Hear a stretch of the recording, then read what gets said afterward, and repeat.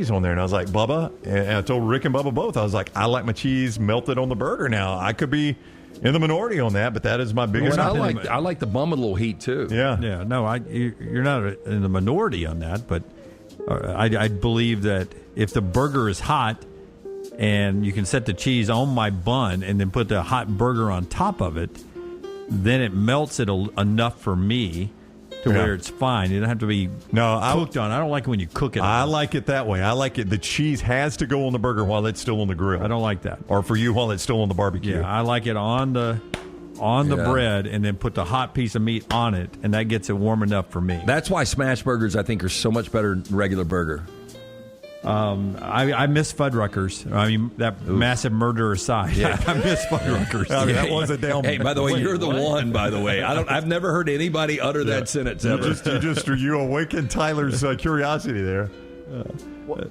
No, we've had a lot of fast food or restaurant places. I think the murder There was was a murder? We had a Chili's up the street where one of the managers got knifed in the parking lot. But at Fuddruckers in the Galleria back in the 80s, 90s, there was a shooting. They never quite recovered, Tyler. Might have been the first, but it wasn't the last. Yeah. Okay, so the Magna Carta. What do you think? I've seen it. What do you Second best document ever written. I've seen it. What do you think this would be worth if you could have an actual copy of the Magna Carta? Now, what I didn't realize is there's 7 copies. I didn't realize they had a Kinko's back in the day. Do you? They didn't. Print another. They had somebody sitting there going, how many of these we got to write down? Yeah, that feather. Ben Franklin needs another one? Yeah. Emily Grace, how many more calligraphies do we have to write today? So what do you think it would be worth? I'll tell you this. Harvard University paid just $27.50 for this. It's an ultra-rare original from the 14th century. They paid how much? $27.50. Oh. I mean, that sounds like a deal to me for a Magna Carta. Now, the groundbreaking document, which sets limits on the King of England's power and established the right to a fair trial, is one of 7 copies of the 13th century version issued by King Edward I, according to academics who made the stunning discovery. They went on to say Harvard had been sitting on it all these years without realizing exactly what it was. The exact value of the weather-worn charter wasn't immediately clear, but a similar version from 1297 sold for $21.3 million at an auction in New York in 2007. Tuition is dropping at Harvard. Yeah, negative. I'll go ahead and tell you, it doesn't make the main room in the National Archives, so there's some that are worth more. Have y'all ever been to the National Archives? It's so cool.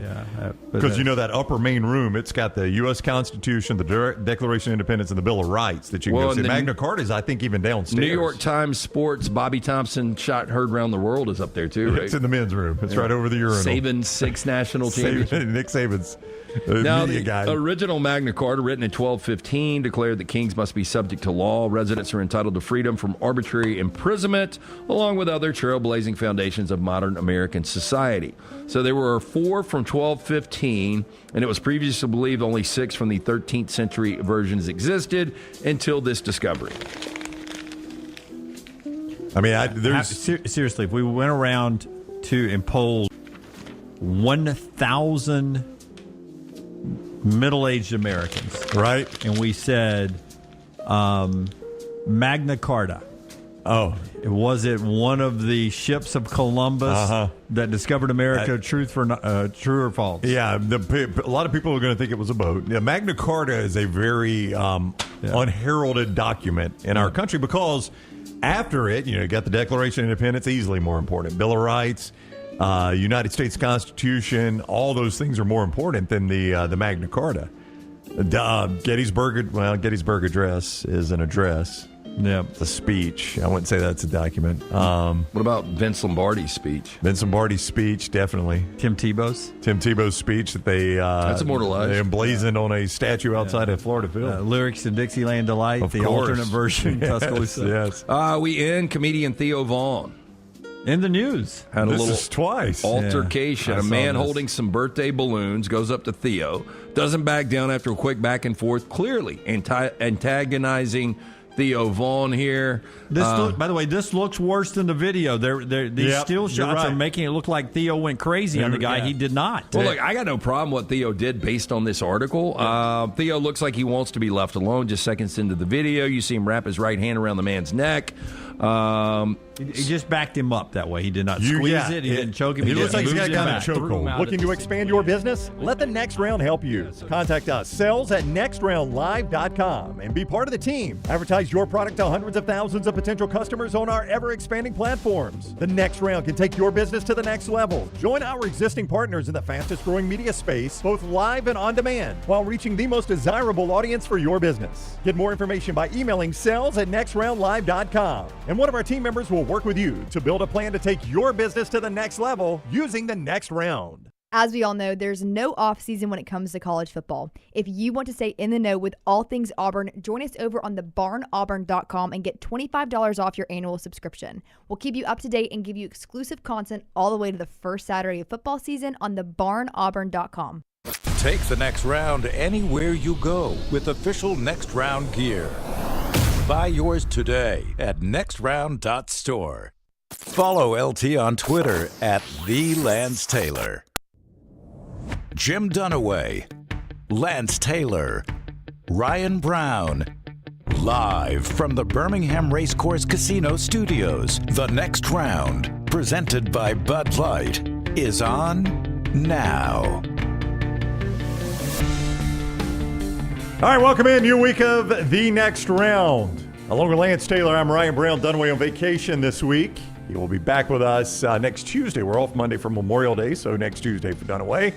Tim Melton is here. Forrester also on vacation because his daughter's graduating high school this week. Wow. I told him, he was like, I said, I'd forgotten it was high school graduation. I was like, are you headed out of town too? He goes, no, I got graduation. I said, I got to tell you, taking a week off for graduation is a smart play because there is so much that goes on around that. Oh, it really is. And especially, I mean, I hate to sound like this is kind of like a wedding, but I think girls put more into graduation than guys do. Is that fair? Potentially, yeah. I didn't put a whole lot into it. I've had a daughter, and Well, I went through Layton's graduation 3 years ago. I went through Jace's last year. I've got Ryan's coming up this week, and I've got Jack's next year, and just doesn't seem like a lot stacked on top of each other. Yeah, four straight. Yeah. I am, listen, graduations, I'm very proud of my daughter that she graduated, but those are one of the most miserable events to attend. Oh. I mean, and I'm not saying anything my own daughter didn't say. She was like, man, it was long, it was hot, it was crowded. Man, we got caught in some of the worst traffic I have ever been caught in leaving the Sanford campus, trying to get to a dinner reservation. In proper etiquette, you've got to sit there. Even if your daughter, you're a B. That's right. I mean, we can go early. The Taylor goes late. The Melton is kind of in the middle there, but the Brown goes so early. Yeah.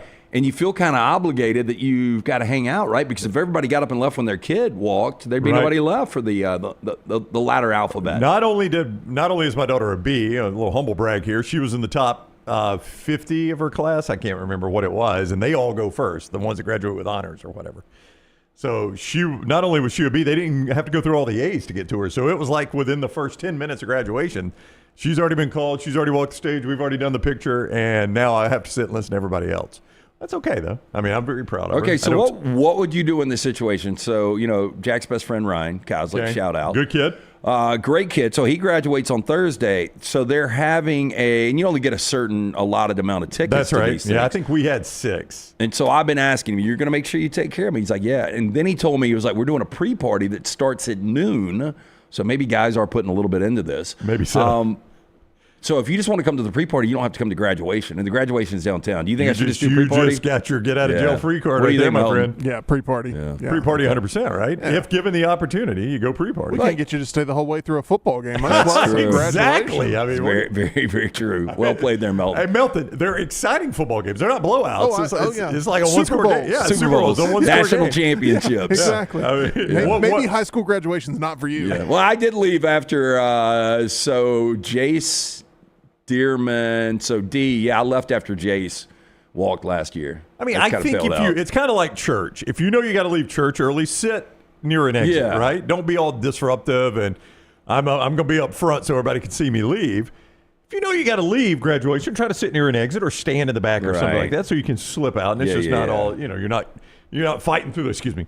And I'm not going to wear a full green suit with a fedora and a feather in the hat where I really jump out.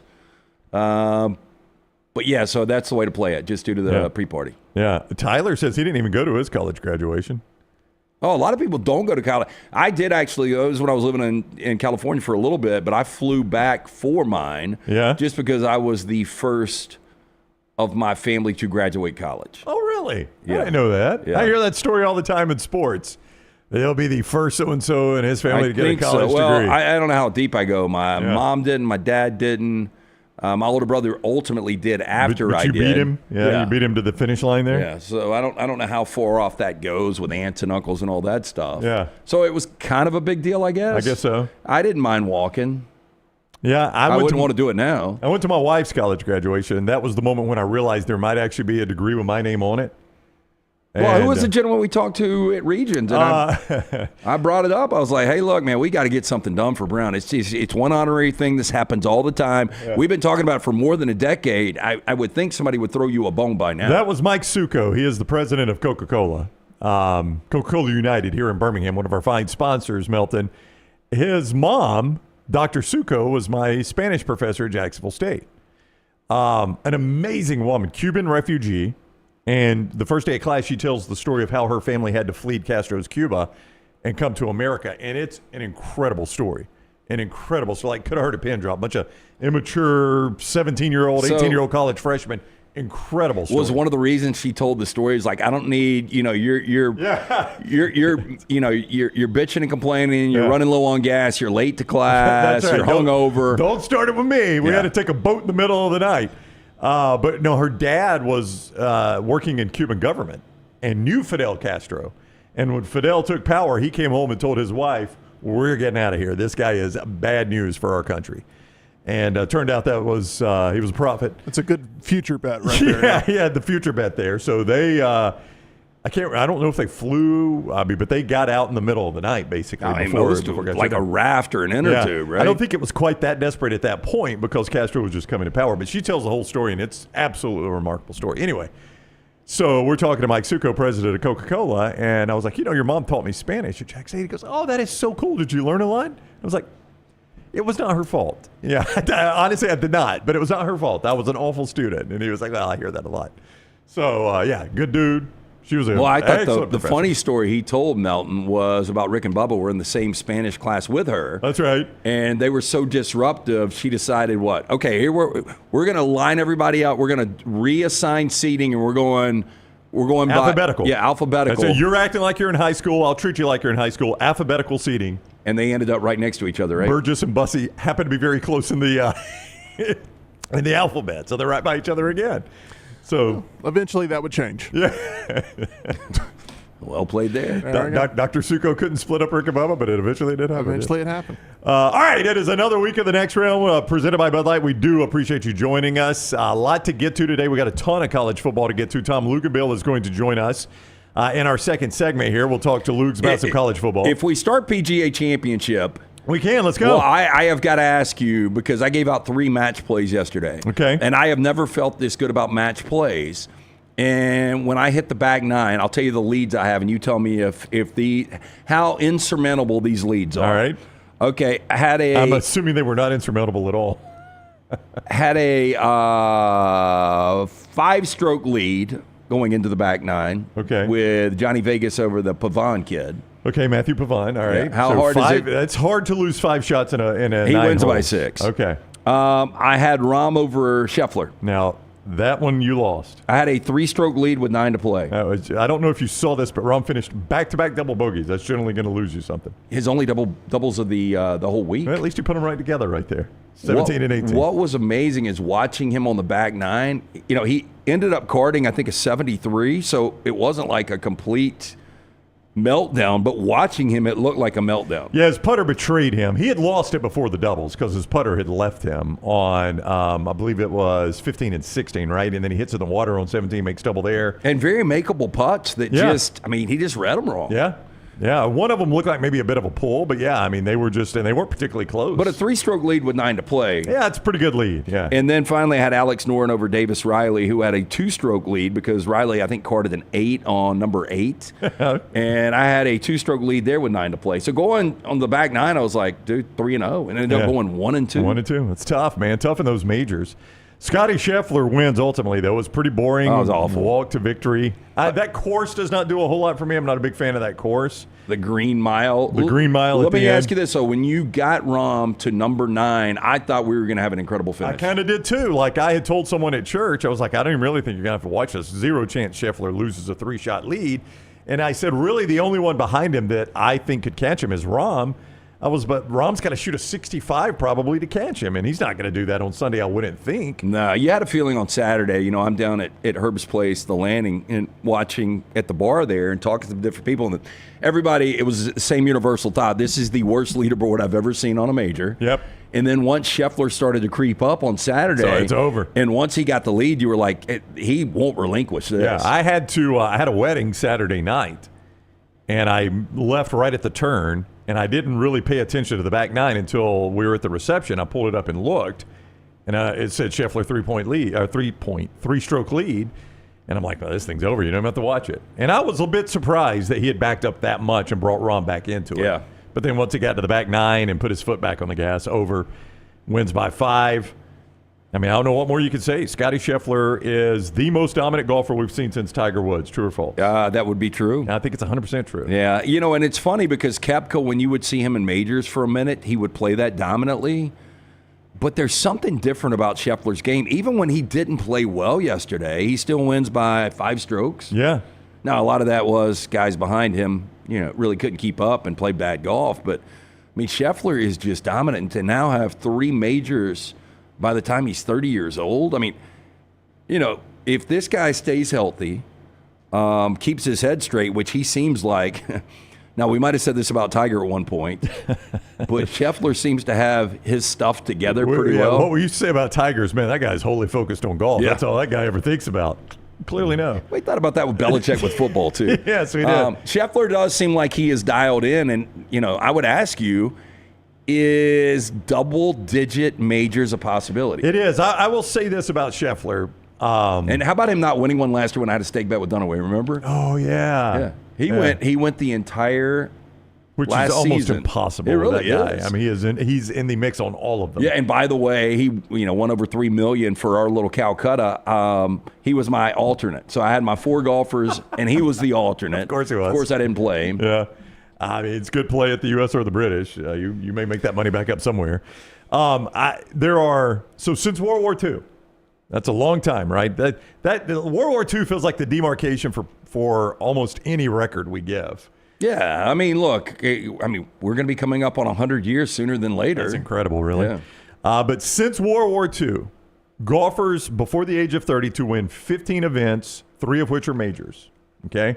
So before the age of 30, they've got at least 15 wins, and 3 of those wins are majors. I would think there's 2 guys, right? There are now 3. Yeah. Who are the other 2? So it would be Tiger and Jack. Tiger, Jack, and Scottie Scheffler. Yeah. So, yeah, I mean, he is on the trajectory. Now, some other guys have been on that trajectory. Jordan Spieth was early on, and his game completely left him. But he's on the trajectory to challenge that level. There's no doubt. And when we talk Mount Rushmores, we know that Tiger and Jack are on there. I don't know. I guess Arnold Palmer is still on there, and I don't know where you would go on a 4th. But Scheffler's got a really good opportunity. Yeah, there's and I no know doubt. in the moment we typically say it, but, you know, if you've been watching golf the last 5 years, you know how dominant this guy is. This guy is. And does he have a weakness in his game? No, because the strength of his game, he's good all around, but the strength of his game is just his attitude, and he is so even kill. You know, he doesn't get too high, he doesn't get too low, and that's what wins majors. Yeah. That's why he's so good at majors. And that's why, like, even Rahm can run hot. It looked like for a second we might get a broken club. I don't know if you remember that. He was looking at his putter after he missed one of those chippies. And I was like, man, is he going to pull a bow and snap this thing over his leg? But you're right, Scheffler. You would have no idea if he just eagled or doubled. Yeah, that's right. I mean, and that's the strength of his game there. So, and he'll get labeled as boring, right? Like robotic, like a Jimmy Johnson. That's right. But, I mean, that's what makes you really good. And he is labeled as boring. People like, he's boring interview. There's yada, yada, yada. He's not out there to do interviews. He's out there to win golf tournaments. That's what he's really good at. And, I think he can challenge that upper level if he stays healthy. And all indications are now this is a guy. It's so weird we talk about it. I mean, 1 year ago he got arrested. It was such a weird set of circumstances. Like we just watched Angel Cabrera win the Regions Monday finish this morning. We had it on one of our screens here, and I reminded you that guy's been out of prison less than 2 years. And now he went and stayed. Like Scheffler got booked, and they let him go. He was back on the course playing his round that afternoon. But if you would have told me, look, I'm not saying you're a criminal because you smoke, but remember when he was hitting the freaking lung darts on, what year was that U.S. Open, 2007, 2008? Yeah. It's been a long time ago up at Oakmont. Yeah. But, if you would have told me hey, this guy might have some troubles one day, I'd be like, I can probably believe this. I didn't know he was going to spend, I think it was 2 years in an Argentinian prison. That can't be good. Yeah, anytime, I don't think our prison system's incredible, but anytime you have to add, an international destination in front of the prison, it sounds much worse. Yeah, it just seems like the water goes down a little bit. There's a little more insects. Right. I mean, there are very few, there are some, if you told me I had 2 years in a Swiss prison, I'd be like, maybe not awful.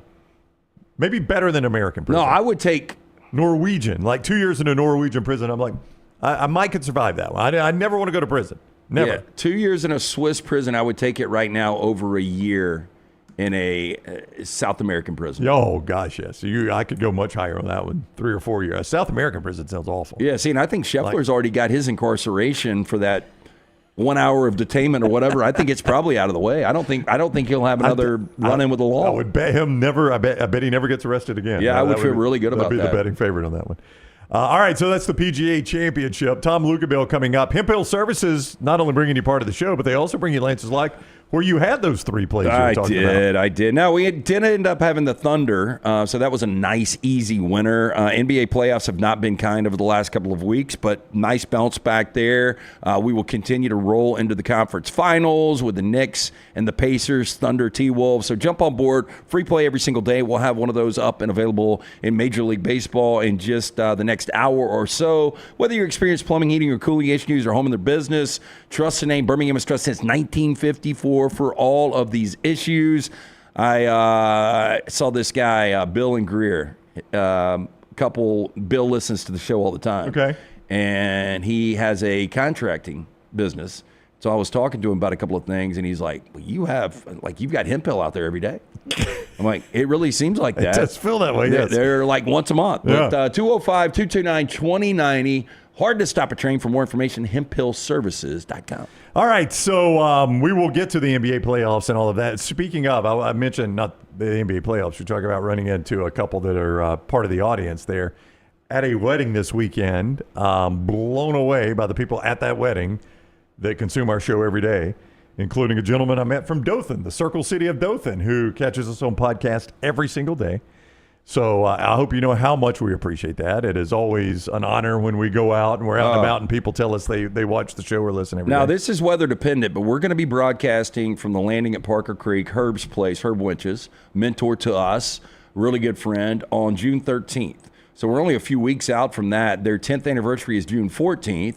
But I talked to Brendan and our friends at Adams Beverage. So Bud Light, one of their great products, is going to be involved with us. I have got a feeling this might be our biggest live show ever.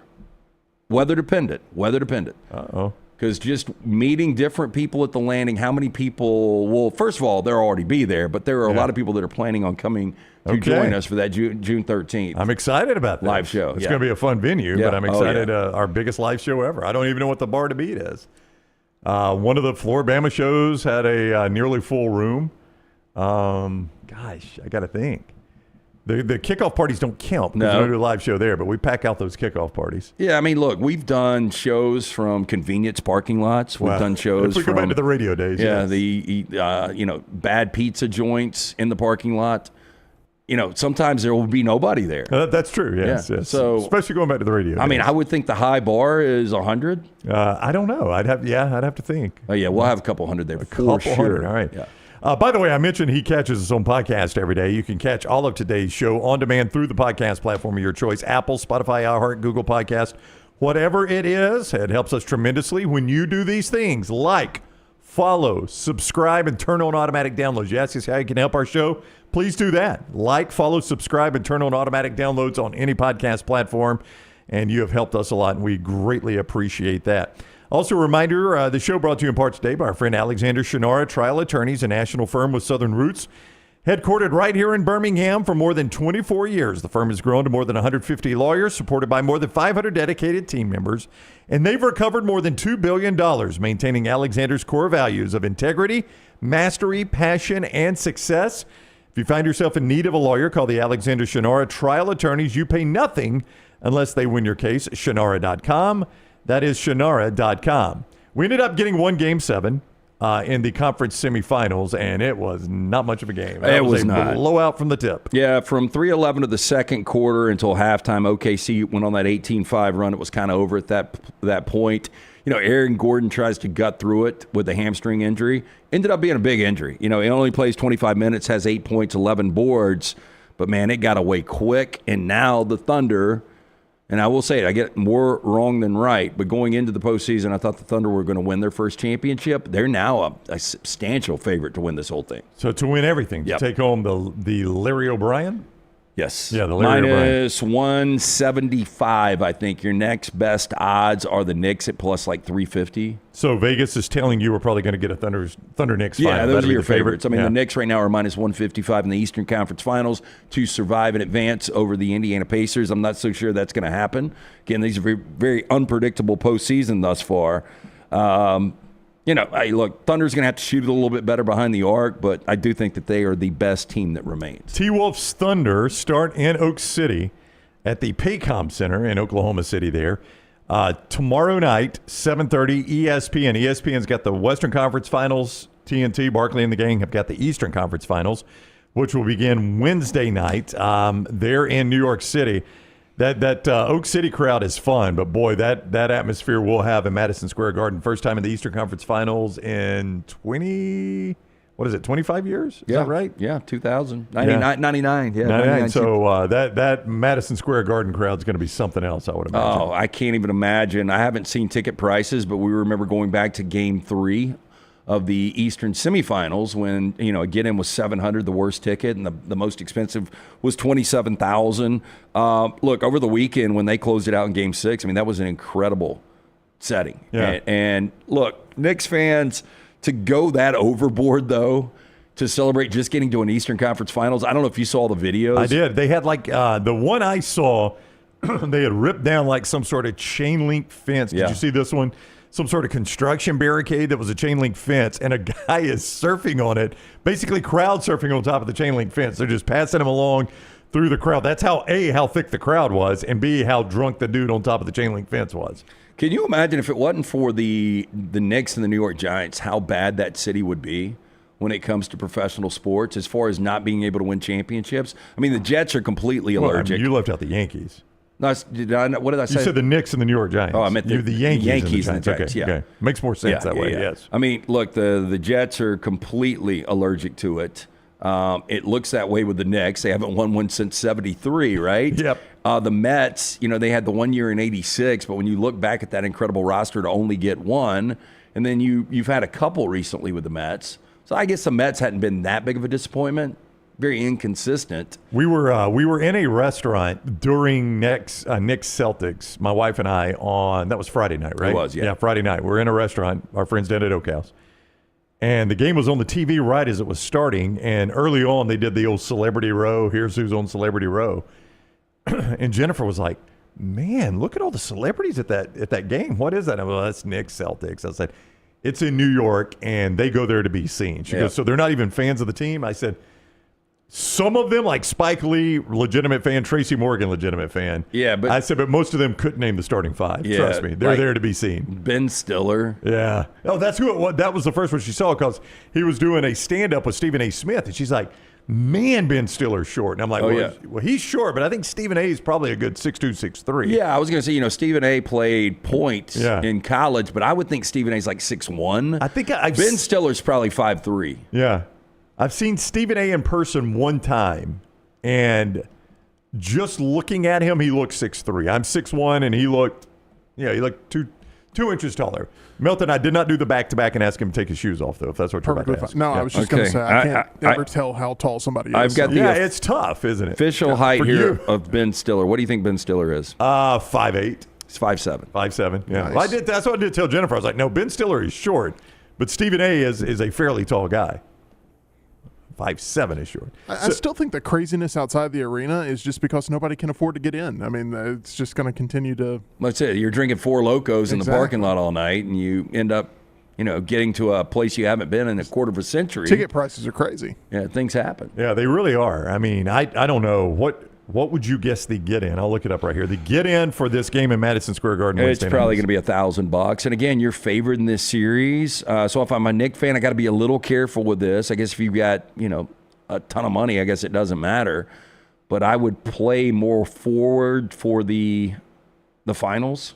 It's trying to give me NBA playoff ticket prices. StubHub is in Birmingham. I don't think that's. By the way, I think Barkley and TNT and Shaq and Ernie and Kenny and the crew, they drew the right cities to be in. I would much rather be in New York City and Indianapolis right now than Minneapolis and Oklahoma City. Would you? Yeah. You think those are the better places? I think Minneapolis is a fun city. Oklahoma City is so boring. I've never been to Minneapolis. I've heard Dunaway talk about it. All right, your get-in.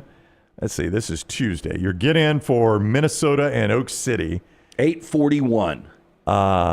Boy, I see 165. Oh, let's buy it. Section 304. I mean, it's in the top corner, buddy. Row in section 304, but 165 is not bad for a Western Conference final game. I mean, if I was in New York, I hate sitting in bad seats, but. Well, no, that's Oak City. Hang on. Oh. Yeah, that's that. That's Oak City. Never mind. And by the way, watching that game yesterday, I don't know how much of you guys watched it. Very little. They had the blue out. Yeah. It looked like a political convention. Oh, because blue, red? Well, it just... Or red, white, and blue or whatever? Or they were just really blue? sitting still. Yeah. Like, I don't know. It just wasn't a good atmosphere. Yeah. The get-in at MSG, same basic ticket, upper corner is $747. So you get in for Oak City at $165. You get in MSG for $747. Yeah, I'm not going to say milk is 5 or 6 times what it is in Oak City to New York. I'm sure it is, though. There is a big difference. My gosh, I mean, just game one, if you want to sit on the floor, it's $12,000. Row one on the floor, $12,000. I imagine if this thing gets to a game 7 at MSG, what that number would be. So right now, if you're a huge Knicks fan, would you rather have game 1 floor seats, or would you rather fly first class, trip for 2 to Europe for 10 days? That's basically what you probably could get. Boy, I tell you what, that flight to Europe, first class, 10 days in Europe, I think I'm going to take that. Yeah, I would too. I'll watch the game on TV. I could do that.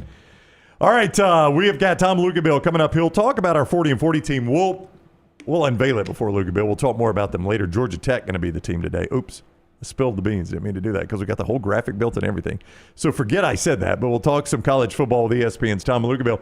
Coming up later on, ESPN's got a Heisman top 10. If I tell you it's got an SEC flavor, it's not going to surprise you just how heavy is that SEC flavor. And our friend Brad Crawford with some potential college football upsets. We'll get to all of that coming up in just a little bit. But a reminder, Greg, from Pell City.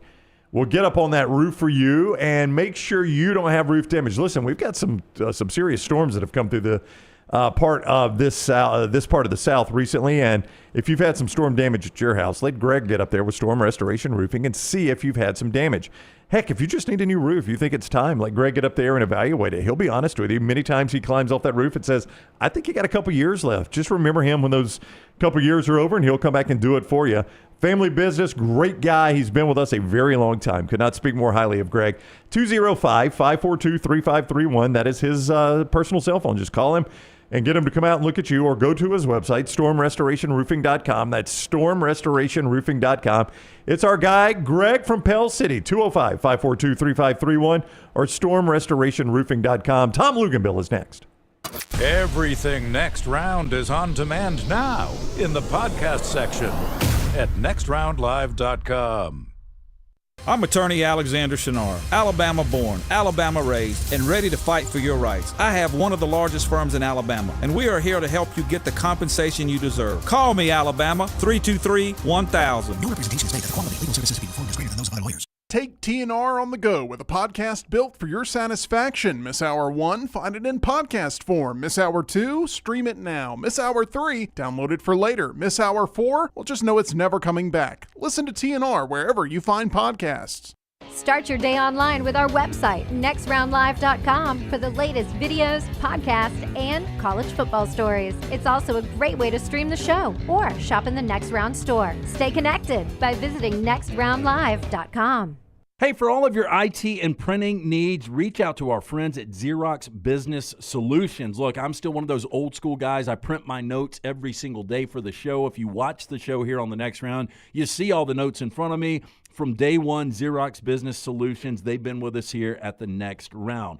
Local for over 45 years. For all of your IT and printing needs, visit XeroxBusinessSolutions.com or call 205-969-3000. That's 205-969-3000. Follow Next Round Live on Twitter, Instagram, Facebook, and YouTube. The social media team at Next Round Live is dedicated to giving you daily news conferences and practice video from UAB, Alabama, Auburn, and around college football. Follow and compare to the sites you used to visit. You'll also get the latest highlights and news from the Next Round Daily Show. Turn on the notifications so you don't miss a thing. Next Round Live on Twitter, Instagram, Facebook, and YouTube. See more at nextroundlive.com. Twin Peaks is the best in the game. Here, you're in the red zone for every college rivalry and divisional matchup all season long. I mean, where else are the scenic views as good as your view of the game?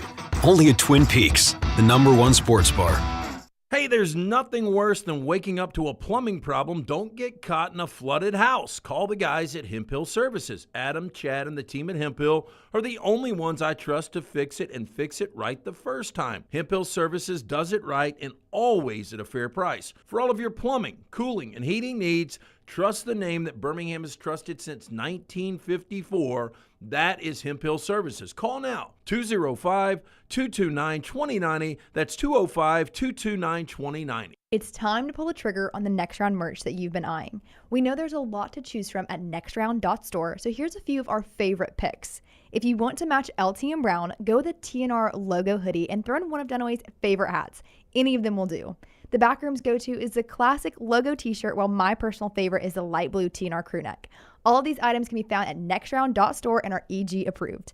Rest assured, your order will be packed with lots of love from us here at the Next Round. Head over to nextround.store to start filling up your cart. It's bow time. Tired of choosing between sweet and savory? Why not have both?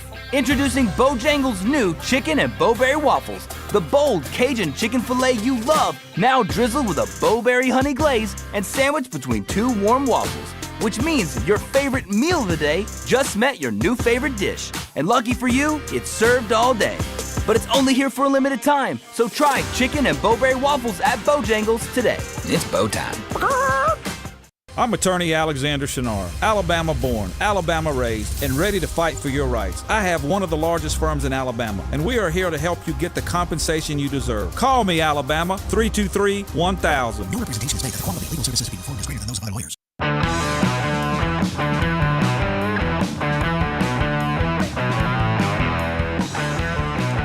All right, we continue on the Next Round. It's that time already where we're in our 40 and 40 teams in the 40 shows leading up to the SEC Media Days. We have already unveiled a bunch of American Conference teams. Now, these teams were voted on, if you're new to the 40 and 40, by our audience and three of us idiots up here that vote. But our audience does a tremendous job. You vote every year. We have more people ask to vote than we can allow to vote. So Jim sorts through it, and he picks. I can't remember how big the panel was this year, but you guys, you do a tremendous job. Yeah, it was close to 50, I think. So 50 voters. We had many more than that applied. Jim sorted through it. We did a bunch of American teams. Let's unveil team number 36 today. It's our champions boxing 40 and 40, and it's the rambling wreck of Georgia Tech and a hell of an engineer. The Georgia Tech Yellow Jackets, our team today. ESPN's Tom Luginbill with us now. He sees Tech occasionally. We'll get his thoughts on Georgia Tech and much more in college football. But Luginbill, we have gone Tulane, Navy, Memphis, Missouri, and now Georgia Tech. That's where we find ourselves. How are you today, buddy? I'm good. Now I figured out why you called me last night about the show today. So, I just thought you were being a pal and hadn't talked to me for a while and wanted to say hello, maybe give me a video hug. But it's all about breaking down Georgia Tech. I get it now. I see it. We might do 2 Georgia Tech questions with you, maybe. Well, I've got one to start, but Lance is going to start with a hard-hitting Georgia Tech question. Well, we're all Brent Key fans, and last year I think people thought it was a huge upset over Florida State, and then obviously we saw the Noles just the bottom completely fall out. But if I asked you right now, the way like Haynes King, I mean, the guy has got like superstar potential. You saw how good he was against Georgia last year. How many teams in the SEC would Haynes King start for? Well, let's not forget he won the job twice at Texas A&M, and unfortunately was not able to stay healthy for the vast majority of his career at Georgia Tech. He's been able to stay healthy. He was a top 3, no deeper than a top 5 positional quarterback for us coming out of high school. We loved him. You could also make the argument, and it's a very fair one, Lance, that there is not a team in college football that has 2 better, more proven quarterbacks on the same roster than Georgia Tech.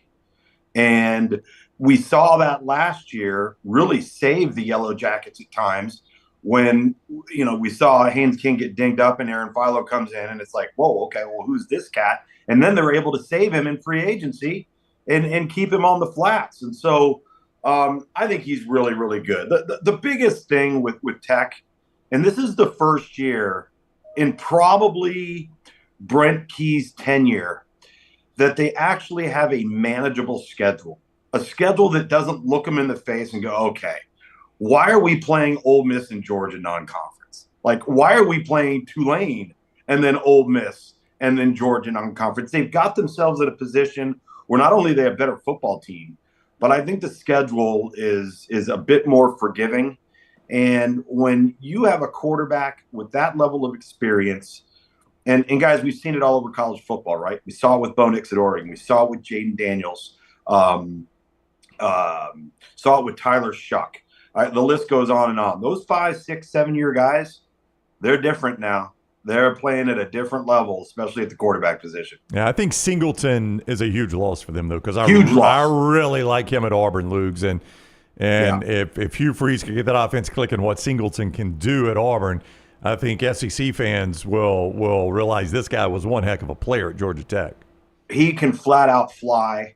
I do think Tech did a good job in bringing in Dean Patterson and the other kid Rivers to replace him. They still have some guys back, and then they've got Jamal Haynes in the backfield, who's just about as dynamic as anybody in the country. So they've made some replenishments there, but you're right, man. That was a huge pickup for Auburn because that guy is a flat-out difference maker. So Clemson's won 8 of the last 10 ACC championships. I don't think that would surprise a lot of people if you have been watching college football. Would you take Clemson or the field in the ACC to win the championship? Oh, I would take Clemson right now. Seems easy, right? It is, because there are too many question marks with everybody else. Listen, not to get into a full ACC breakdown here, but I think Thomas Castellanos going to Florida State is an upgrade over DJ Uiagalelei, but still a huge risk. The second best quarterback in that league, depending on how Carson Beck performs at Miami, is the kid at NC State, CJ Bailey. But aside from that, Clemson's the one with the most definitive answers, the best overall depth, toughest home environment, a pedigree of playing to high expectations. They check a ton of boxes, while North Carolina's got to figure out what they're going to be. I mentioned NC State. Wake's got a brand new coaching staff. Miami better put up or shut up, because they've got too much talent to not be a 9, 10, 11 win team. So yeah, I agree with you, Lance. I think Clemson, and I got a chance early on to see Cade Klubnik when the Clemson faithful was clamoring for him, right? They had enough of DJ Uiagalelei, and they wanted to play him. In fact, on that Labor Day Georgia Tech Clemson game, when they yanked DJ and Cade Klubnik went in, and it wasn't for very long, the whole place erupted. And then the following year, and even the better part of the year after that, below average results, right? You're kind of sitting there going, is this guy going to be a guy or not? And I think he's a great example of somebody that just developed at a bit of a different rate. And now you look at Cade Klubnik, completely different than you did just 2 short years ago in terms of, where he compares against his peers and how he's come along. And I think he's done a great job of materializing. He's just done it at a little bit of a slower rate. ESPN's Tom Luginbill is with us on the Shunnarah hotline, Alexander Shunnarah Trial Attorneys hotline. Never heard of him. You never heard of Shunnarah? Do you guys? Well, I've never driven on a freeway in the state of Alabama. So I have no clue who he is. You guys are going to have to familiarize me with it. I was going to ask if you guys had Shunnarah billboards up in North Carolina. Have you seen one in North Carolina? No, because you guys have utilized all of them. They've all been employed in one state. Yeah, they ran out of ink. Alex has got one or two here in Alabama. There's no doubt about that. Him. Yeah, he's done a great job. Shunnarah.com. That is Shunnarah.com. You talk about Clemson. Texas Ohio State is obviously the primo game of week 1, but boy, you cannot sleep on that LSU Clemson game. That's two legitimate Heisman Trophy candidate quarterbacks, two legitimate college football playoff teams. And if you told me LSU won the SEC and Clemson won the ACC, it would not stun me one bit. No, me neither. I think there is one distinct difference going into that matchup is we know Clemson's legitimate on defense. We keep waiting on LSU to get back to what we've become accustomed to LSU being on defense, and it hasn't happened yet. I think, the fireworks that could go off in that game offensively between those two teams just could be just lights out. I think that is an absolute great matchup. And if you're LSU, man, you've had some tough luck in those games versus ACC opponents as of late. That's a big game, not just for LSU to get off and get off to the right start and head into the SEC slate of play, but to put themselves in position to change the narrative of who they are. I'm going to pull it because you mentioned LSU's defense, and I just want to I want to see where they were scoring defense wise in the SEC. 14th. They gave up 24 points a game at 14th. Why has Brian Kelly not been able to get this right? He's changed coordinators. Yeah. It cannot be a personnel issue. My gosh, LSU's got talent. It can't be a personnel issue. What has happened there? I agree LSU's got talent. I'm not so sure, though, that they've got the talent up front that they've had for so many years up until the last probably 2 to 3. I think that wealth has been spread around a little bit more. Because, when you used to look at the LSU on defense, they were one of the top 2 or 3 teams in the defensive front where other teams said, I want that guy, or how are we going to block that guy? Or how are we going to block these 4 guys?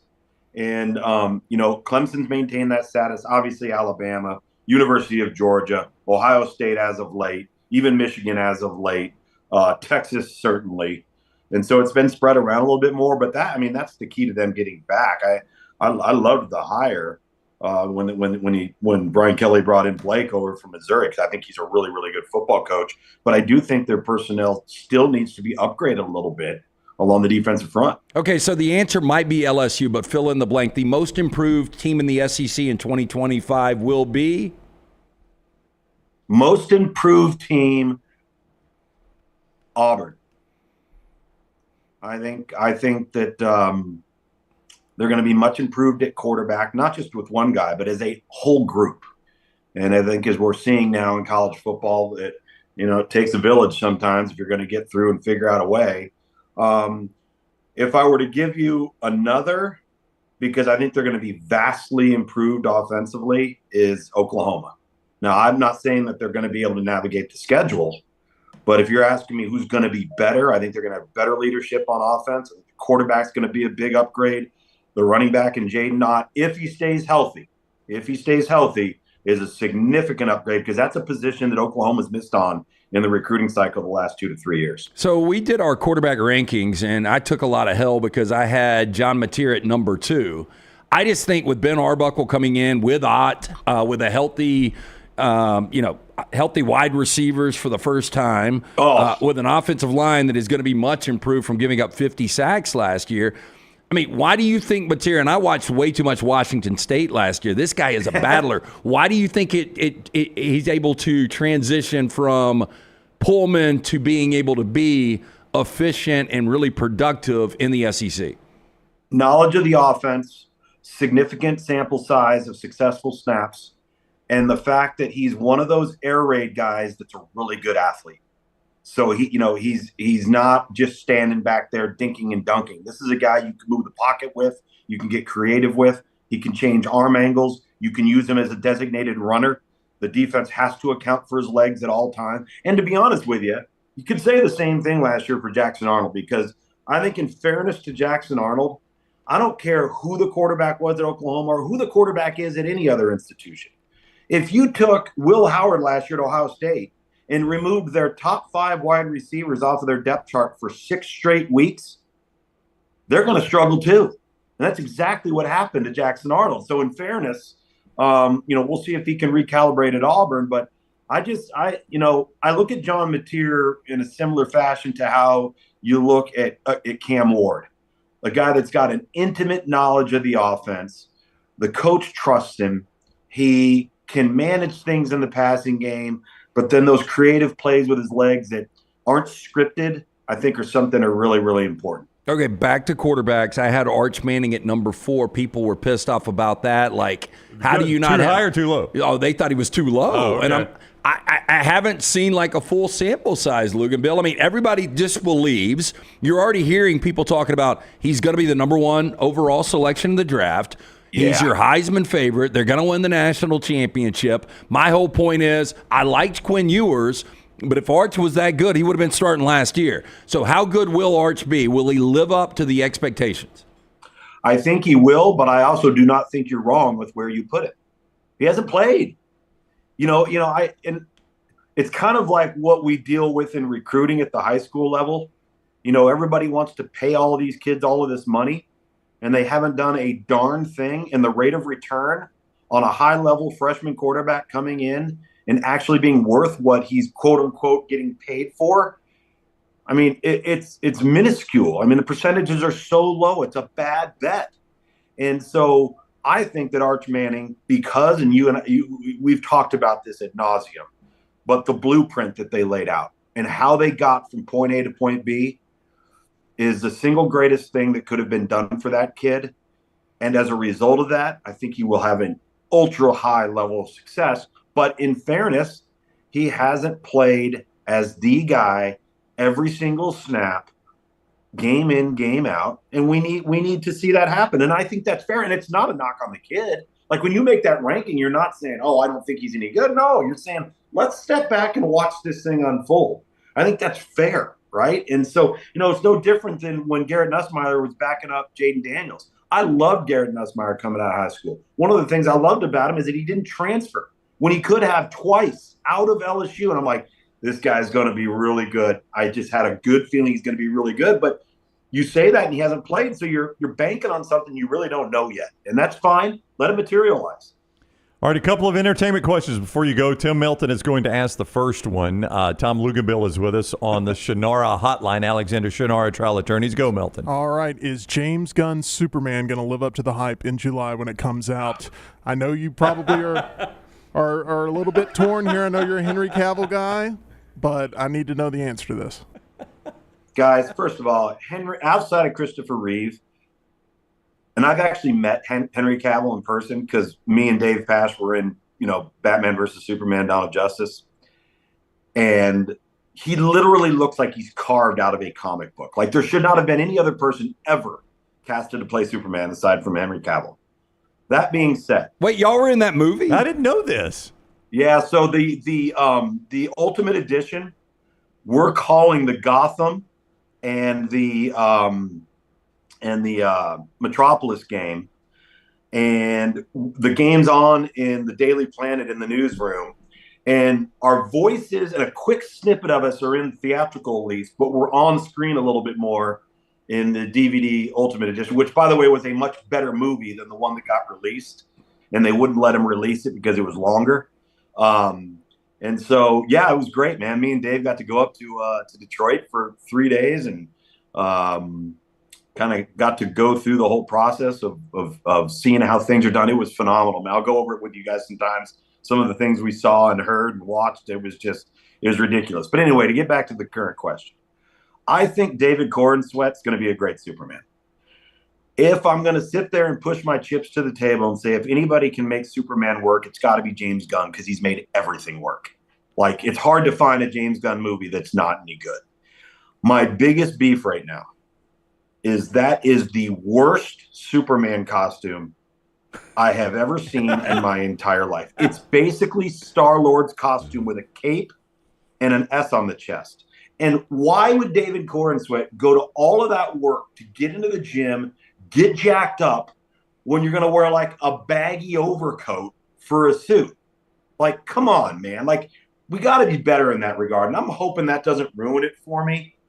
I'm a little bit cautious of the whole dog thing.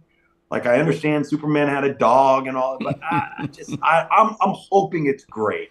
But he just asked me such a tough question because I'm so conflicted about this damn movie because I want it to be so good. Huge Superman guy, but I'm keeping my fingers crossed. Okay, so week in, week out, when I'm watching Mobland, I think you're watching it on Paramount. Yeah. So I don't know. They've got 2 more episodes in this season. I don't know how they do a season 2 with the carnage and, all of the attrition in this. Do you think we see a season 2? I hope so. I mean, God, the show is so good. And I'll say the same thing about The Pit. See, my lovely wife of almost 24 years, I'm batting like maybe 950 on recommended movies and shows for her. Wow. Okay. And then every time I say, you got to get on this, because I snuck in The Pit on her because of you guys. And then I got addicted and I couldn't stop, right? So then I needed to seek help. And then I tell her, okay, I'm sorry. I watched this whole thing. It's unbelievable. We're on Mobland together. So finally, I'm in D.C. this week for the UFL. My wife's playing chaperone for a prom. So she's sitting out on our deck, and she's making sure all the kids are going in and out and this and that. So she starts to put it on. Oh, wow. The damn woman hadn't accomplished a thing in almost 48 hours. And she keeps saying, I can't believe how good this is. I said, no kidding. That's what I've been telling you. What are we doing here, lady? Come on. And so I got to be honest. I'm going to go hand a guy. I think it's the best show I've streamed all year. In fact, I'm having a hard time finding a close second. But you asked a quick question, which led me to this, Lance. You think they're going to do a second season of The Pit? Yeah, they are. I've already heard they are. Yeah, they've already renewed it, and it's going to be more centralized on backstories of the characters. Yeah, I mean, they emptied the clip on things you could have in an emergency room, so it's going to have to be more outside the hospital, Yeah, I tell you what, though, man, that is one heck of a good show. It was. Mobland's great. Yeah. Hey, did you see Thunderbolts, guys?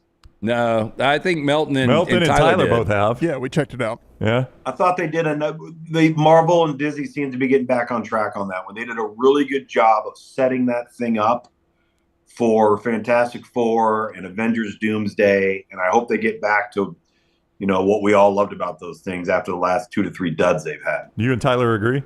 Yeah, I mean, they backed up the Brinks truck to bring back Robert Downey Jr. and the Russo brothers. So they're really betting big on the long term here and hoping that they can get back to that Avengers Endgame level sort of hype. And it really starts with the foundation of something like a Thunderbolts, a.k.a. New Avengers.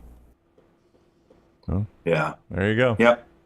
All right, ESPN's Tom Luginbill at Tom Luginbill on social media. Lukes, thank you very much for the time as always. Have a great week.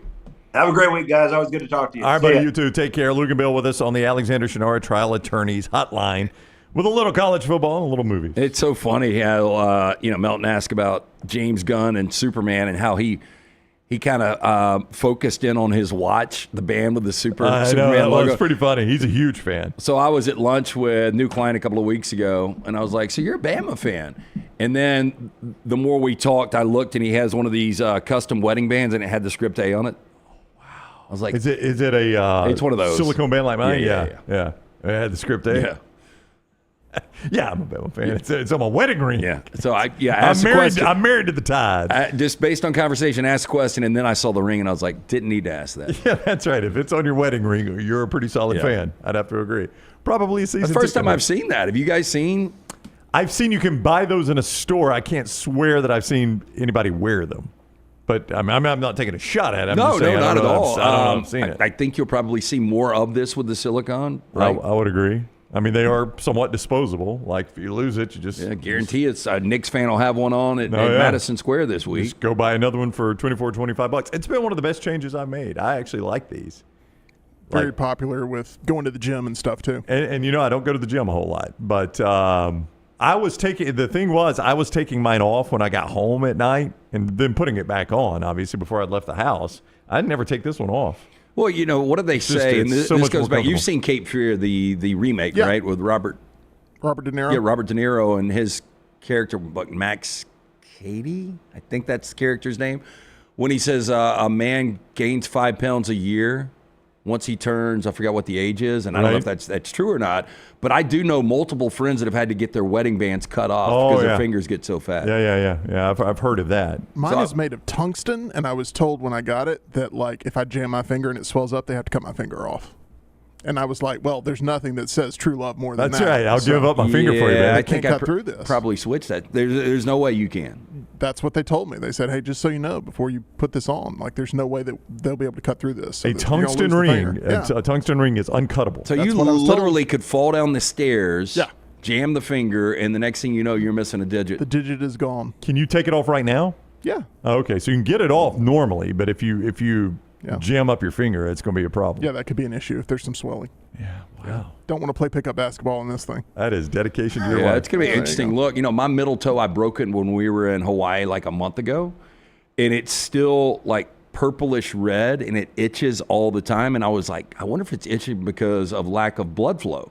I would get that checked out. Yeah. Well, they have doctors. Well, I ran into Dr. Dugas over the weekend at the lake, so I talked to him about it. And he was like, exactly what he wanted at the lake, is like, look at a guy's foot. I'm sure. I didn't pull the foot out. He just asked me, he was like, is it crooked one way or the other? And I was like, no, it's straight. It's just itching. He's like, oh, you're fine.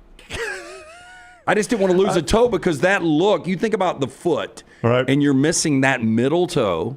Not the ring finger toe, not the other, but the middle. The middle toe. It would look like a ninja foot, right? Yeah. Kind of so. Yeah, you got a weird mix. I had a friend that is a physician, and he got so tired of people asking him medical questions. His stock answer was, I think it's probably cancer.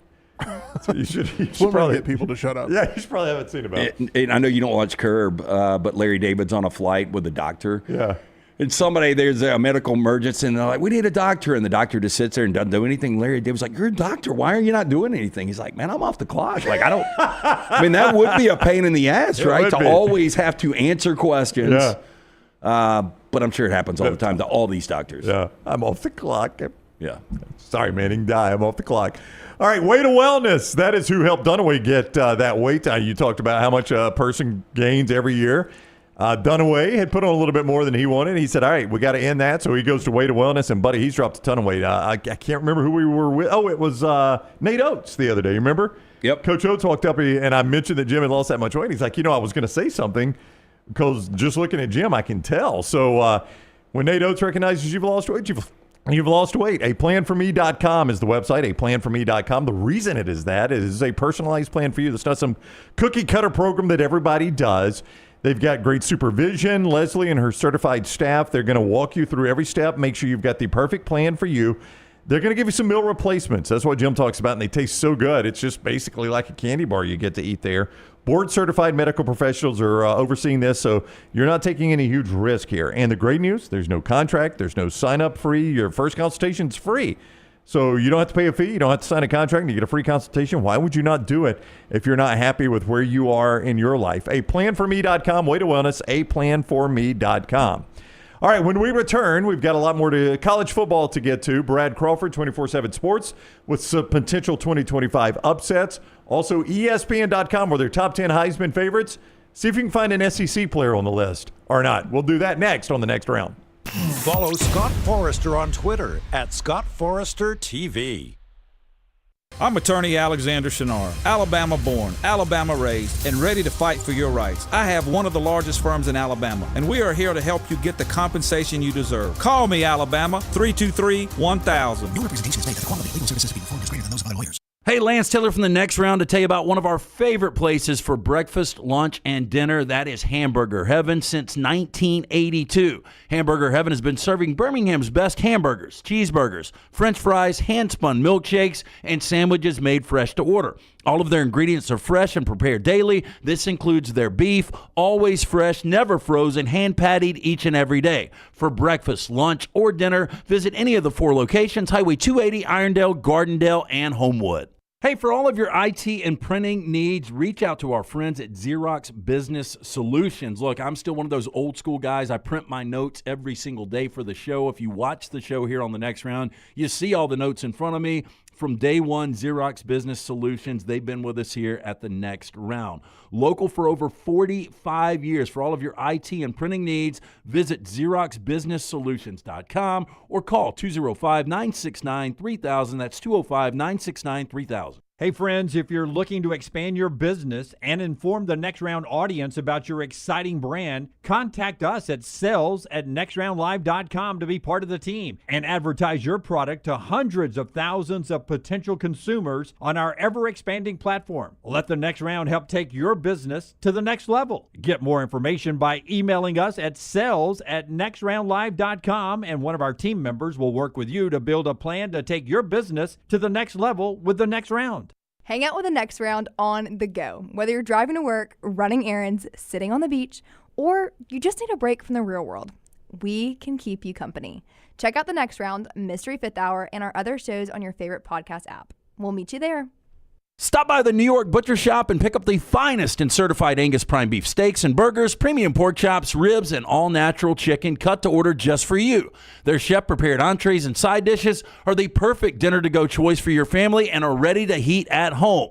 With a great selection of fine wines and desserts, the New York Butcher Shop is your one-stop dinner shop. 2 locations to serve you, Cahaba Heights and on Highway 119 in Greystone. The New York Butcher Shop, rare quality, well-done service.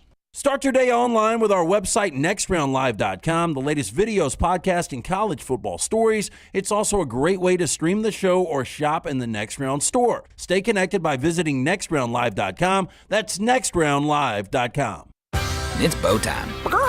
Tired of choosing between sweet and savory? Why not have both? Introducing Bojangles' new chicken and bowberry waffles. The bold Cajun chicken filet you love, now drizzled with a bowberry honey glaze and sandwiched between 2 warm waffles.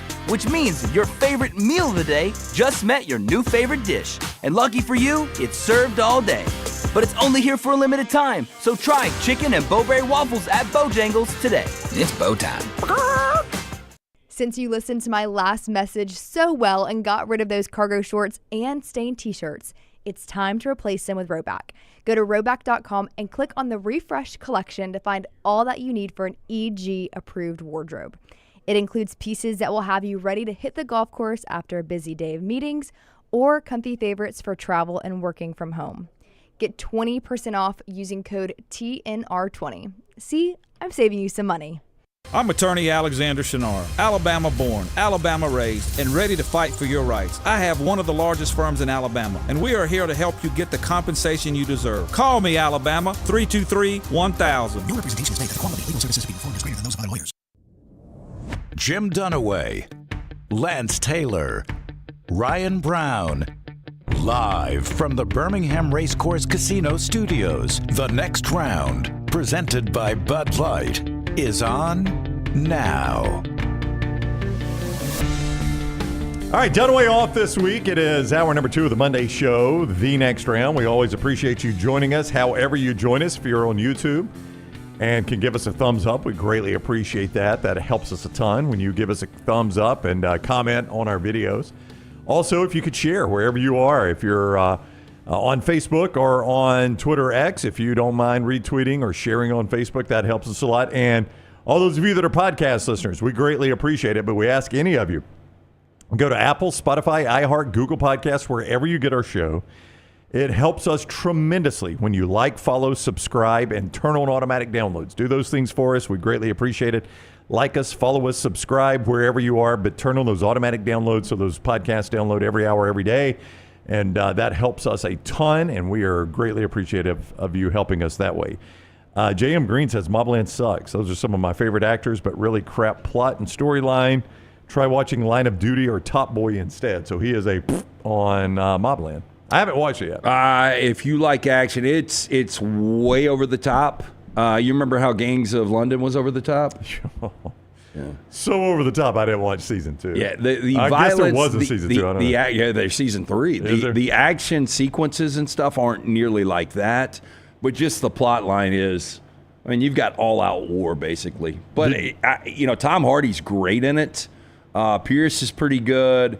Helen Mirren is just maybe the more maybe even hated more than Beth Dutton. Did you? Wow, that's a long way to go. More than Anna Gunn in Breaking Bad? Oh, yeah. Yep. Wow.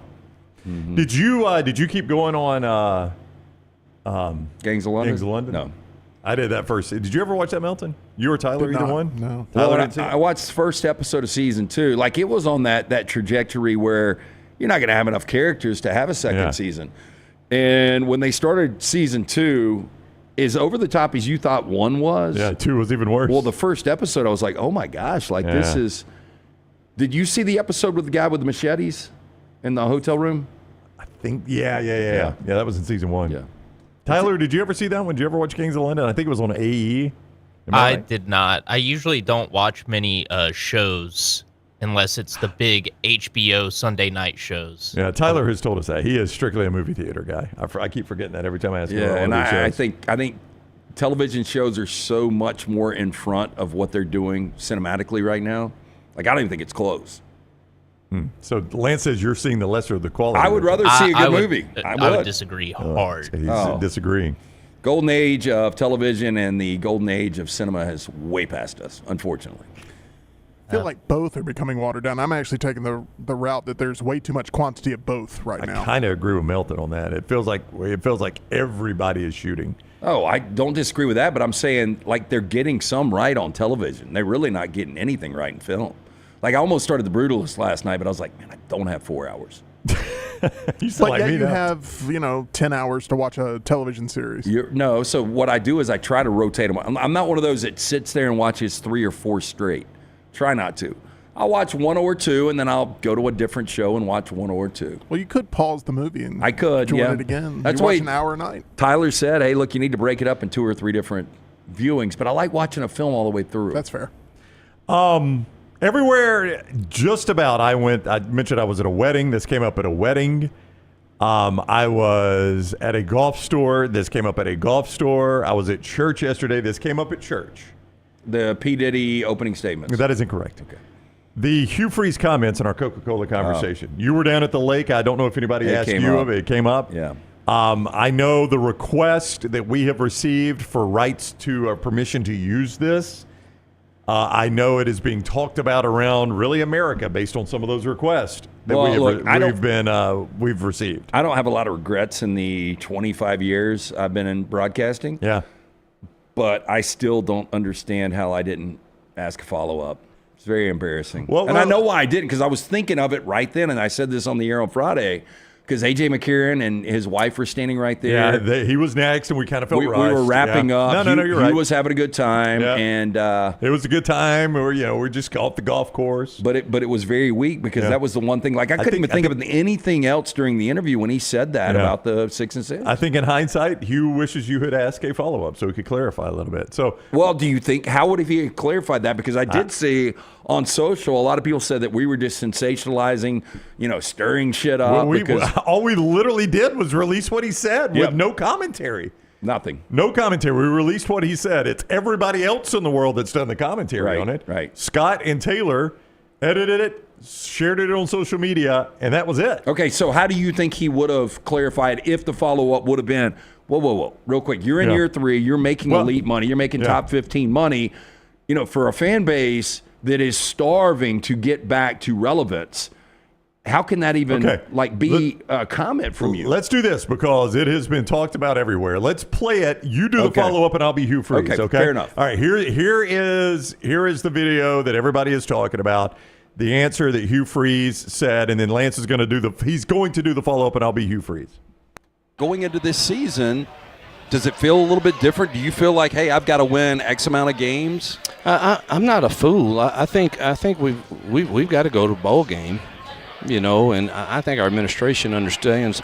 Look, I inherited a program that didn't have a top 25 recruiting class for 4 years. You're not going to win in this league. We've had now 2 full recruiting classes, both top 10. I think one more than your roster looks complete, but I'm still not naive. And we should have won some games last year that we could have won some games. I shouldn't say we should. We could have won some games last year. And we've got to find a way to make sure we're excellent in those areas that cost us those, that put us in a position to be at least bowl eligible, if not more. And I see no reason why we shouldn't do that. And I think that's an expectation that our people should expect. And I don't sit around feeling like that puts a lot of pressure on me. Look, I'm blessed. And I'm blessed to be at one of the greatest universities, to live in one of the greatest towns, to work for some of the greatest people, and our administration's awesome. My family, I have all 3 daughters there and grandkids. So, whatever the outcome of all of that is, that will be okay. Obviously, I'm a competitor, and I want to deliver to the Auburn people, and it's time for us to start doing that. It's time for us to start doing so that. let me stop you, Coach. Okay. It's time for you to start doing this, but back to your first comment, I'm not a fool. We've got to go to a bowl game. So am I reading this wrong? Like, you're saying that going to a bowl game is going to satisfy some Auburn fans? I mean, in year 3, and let me say this, you do make elite money. I do. You're with a proud program. There's no doubt about that. Starved fan base. Yep. Should be. There are guys like, let's just say Kirk Cignetti, that is coaching in a really, really good conference in the Big Ten with a program that has won 10 games twice in the history of the program, and they went to a college football playoff in year 1 last year. Shouldn't your expectation be taking this team to a college football playoff? It absolutely should be, and I'm glad you asked that follow-up, because there's never a time where Auburn shouldn't be in a bowl game. We're too good of a program to never be in a bowl game. And I'm not saying that only going to a bowl game makes this a successful year. I'm just saying we've got to get back in the bowl games. We haven't been in far too long for Auburn fans. And, we're in year 3. I think the expectation should be. Now, again, I maintain I probably need another top 10 recruiting class to have my roster where the Ohio States and the Georgias and the Alabamas and the Texas have theirs. But I think by year 3, the way you can build through the portal, and we've done that, a reasonable expectation is we start contending for the college football playoff. Fair enough. Is that a good enough answer, you think? I think that would be much better than it was open-ended. And again, maybe we should take some blame for that. We probably should have followed up there. But I also don't think Hugh Freeze was simply saying a bowl game makes this a successful year, because he started by saying, I'm not a fool. He's not dumb enough to say 6-6 is going to satiate Auburn fans. Well, if you go back, and we might be able to find this clip from last year when we were at their facility, and I think it was early March, we talked to you'd have to dig it out between the bowling and the equestrian. But we asked you straight up, like, there's a lot of elite coaches that make that jump from year 1 to year 2. Is that your expectation? And I think he basically said last year that was the expectation, to have a special year. And obviously they didn't even go to a bowl last year. Yeah. So, like, if that's kind of your expectation in year 2, and again, I'm kind of paraphrasing, I forgot exactly how he answered that, but year 3, I mean, if I'm an Auburn fan, and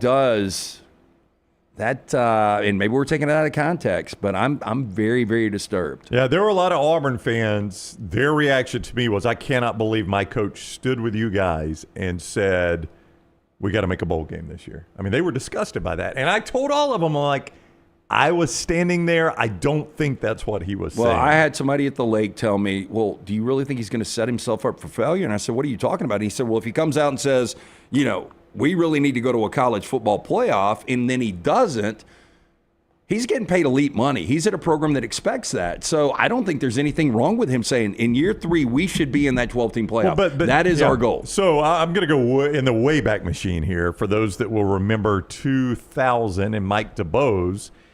And Alabama was coming off the SEC championship in 1999. They had just lost the Orange Bowl. Opening up in the Rose Bowl against UCLA. Opened up in the Rose Bowl against UCLA. Had just lost the Orange Bowl to Tom Brady in Michigan, which you didn't know you were playing legendary quarterback Tom Brady at the time, but you were playing Tom Brady in Michigan. They just lost the Orange Bowl.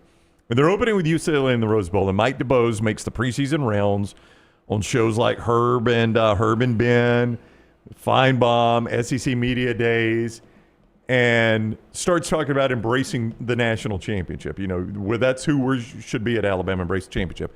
And everybody's like, that's dumb, that's dumb, that's dumb. And I'm like, you may as well say it. Like, Steve Sarkisian may as well embrace, we need to win the national championship this year. You know why he may as well embrace that? Because every one of his fans already thinks it. And just going 10-2 is not going to. The fans are not going to say, "God, I guess I was wrong. We shouldn't have won." Well, I'll tell you what. The fans that you are not the fans, but some of the boosters you continue to hit up for NIL, they want to hear things like that. That's right. Like how confident I am. Like we have got a good enough group, and our goal is to compete for an SEC championship and to get to a college football playoff. If I'm an Auburn fan, I want to hear that. Downplaying expectations at big schools like Auburn and Ohio State and places like that never works. The fans are never going to get to the end of the year and you're 8-4 and say, "Coach warned us we were going to be 8-4 this year." They're never going to say that. That is never going to happen. Well, you know what happens to those guys that get fired? They get fired. Butch Jones, help me out with some other guys that want to downplay the expectation. Hey, we've never had 70% of our guys have never flown. Never even been on a plane. Yeah. And Butch got fired. It never works. You never win by downplaying expectations. Ever, ever, ever. Let me ask a hypothetical, and this may be dangerous territory, but if Bruce Pearl was there and he said, our goal is at least to make the NIT next year, wouldn't there be just absolute outrage and everybody hair on fire over here? I think people would think he was kidding. He was body snatched. Well, I mean, the difference is Pearl has made 2 Final Fours and Hugh has not made 2 college football playoffs. But, yeah, I mean, Auburn fans would be outraged. Like, are you kidding me? The NIT? So why doesn't it sound the same way to some Auburn fans right now? I mean, some Auburn fans are still defending the comment, it seems They are. Well, I think that's more so people that maybe don't like us, and they think that, I got called a Bama homer over the weekend. I always think of you as a Bama homer. I think some of it is what I'm saying, Melton, is they don't think Freeze was saying just making a bowl game makes it a good season. And I don't think he was saying that. I think he was, in a way, it's essentially what he said. I don't think that's what he meant. I think he meant you got to start by getting back in bowl games. Auburn hasn't been in a bowl game in forever. Hugh Freeze is not dumb enough to think Auburn fans are fine with being in the Birmingham Bowl or the Gasparilla Bowl. I mean, they're not. Auburn fans are going to expect that there's probably an interim coach if you're in one of those games. Yeah, because, I mean, you're talking about losing 20 games in 3 years. And I asked this probably knowing the answer, but did Nick Saban lose 20 games in 17 years? I guess he did. Yeah, I think he ended up with 24 losses at Alabama. But I mean, if you're coming up on what Saban lost in 17 years in year 3, that's a problem. It is a huge problem. Yeah. At Alabama, Nick Saban was, I said 26. He was 201 and 29, but he had to vacate the wins. Those losses that didn't affect it. So 29 losses in 17 years. Yeah, and we'll never see that again. He lost only 18 conference games in that amount of time. So there would be a comparison. So, I mean, I don't know what the number is for you. I was asked that this morning. I did an interview with our friend Mike Grace, Bart Heisch, the gang there in the press box, and they asked me that question. And I was like, I think Auburn fans rightly ought to think 9 wins is the basement this year. I'm not saying Auburn's going to go 9-3 in the regular season, but if I'm an Auburn fan, I look at it and say, I think 9 wins is the least I'm going to accept. And I think that's a fair expectation for Auburn fans. Yeah, I think it's fair, too. You're in year 3. To me, the basement would be 8-4. Okay, so you would say as an Auburn fan, you'll accept 8 wins. Yeah, but I would be like, and I got to know what those 8 wins look like.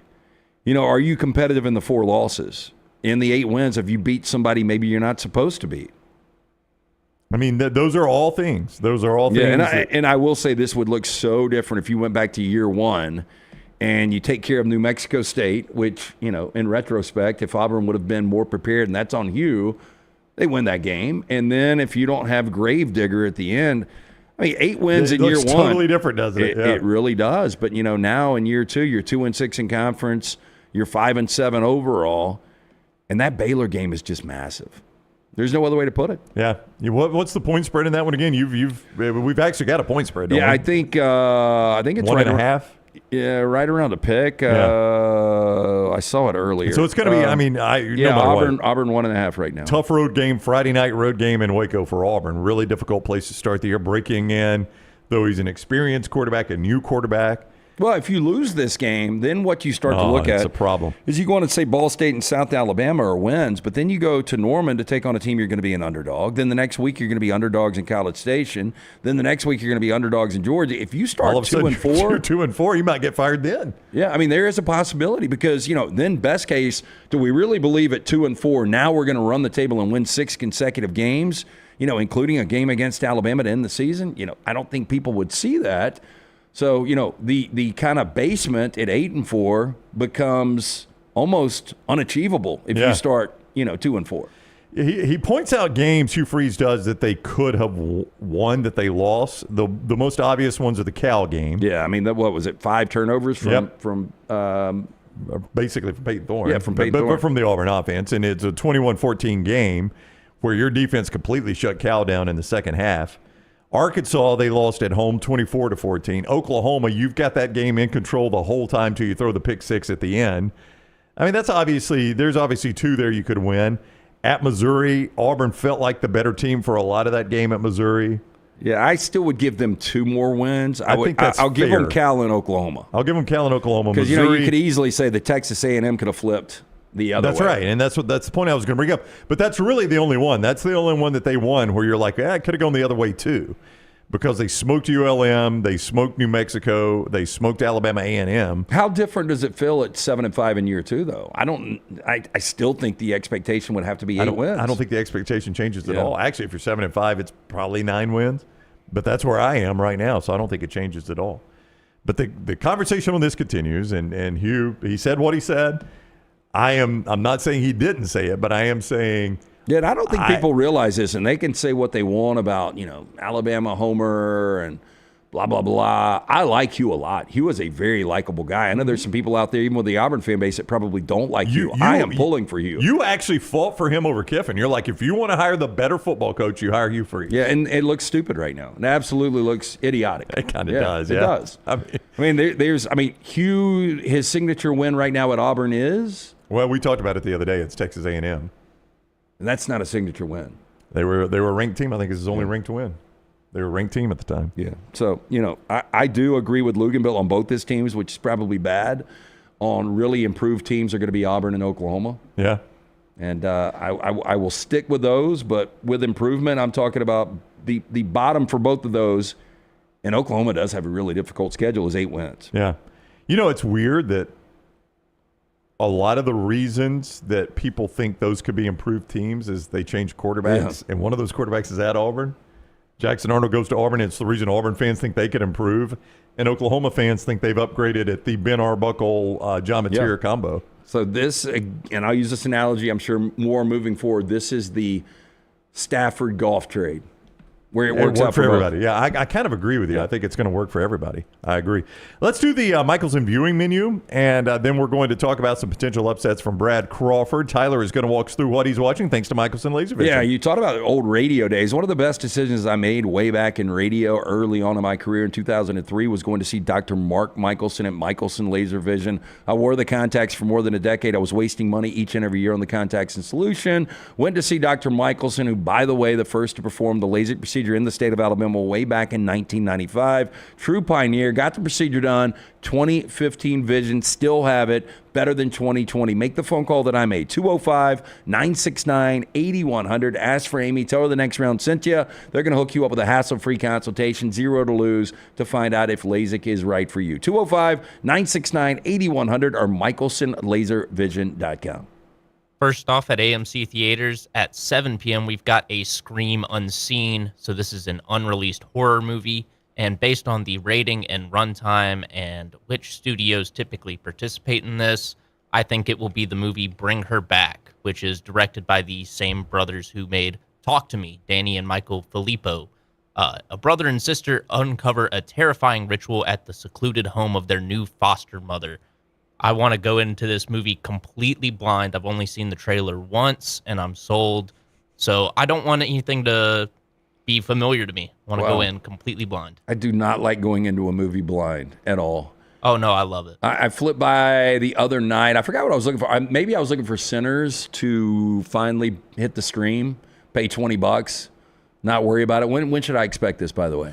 It just keeps making money at the box office. It feels like they've delayed the digital release of that. It was supposed to come out, I think, next week, and they're starting to push it back a little bit. So the theatrical window is important, and we need at least 45 days. I get it. And again, I'm pulling for it because I know that is a industry that, we're at a tipping point right now.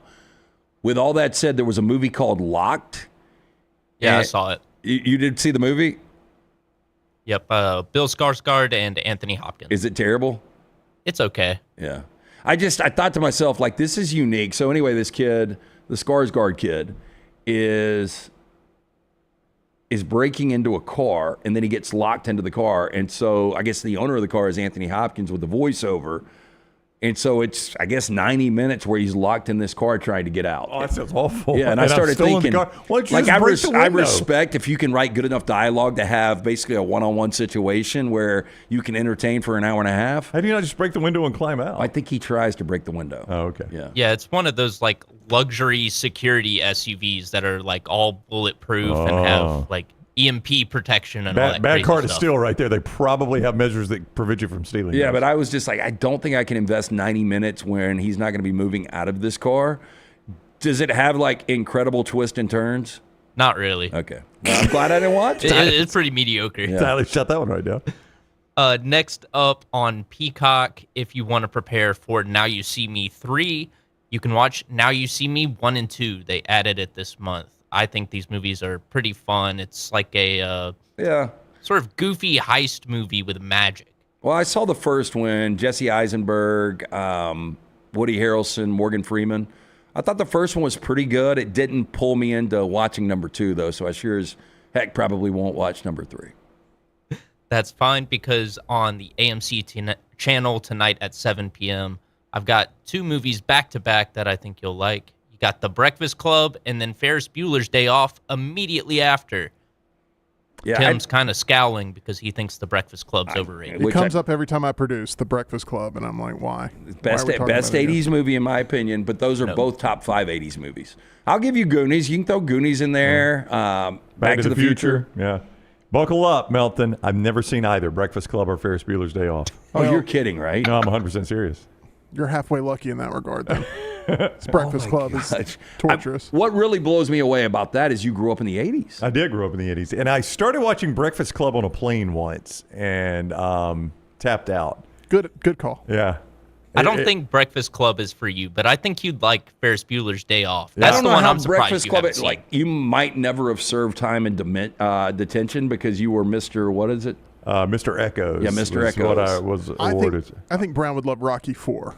I've Have you watched seen Rocky it? 4. Is that the one where he goes With to Drago? Russia and Yeah, the fights? most American movie ever made. I mean, now, watching it as an adult, it's a touch cheesy, but as a kid, man, it gave me all the feels I wanted. You know what's so funny is, like, a lot of people don't realize, to what the height was of the Cold War, and we've talked about it before, and, our fear and paranoia of at any moment one of the world leaders is going to push the button. But even the younger generations that love Rocky, like my son Jack loves Rocky 4, is his favorite. And they really don't know the significance of that. Yeah, I mean, it does lose a little bit if you didn't live it. There's no doubt. Oh, Yeah. God.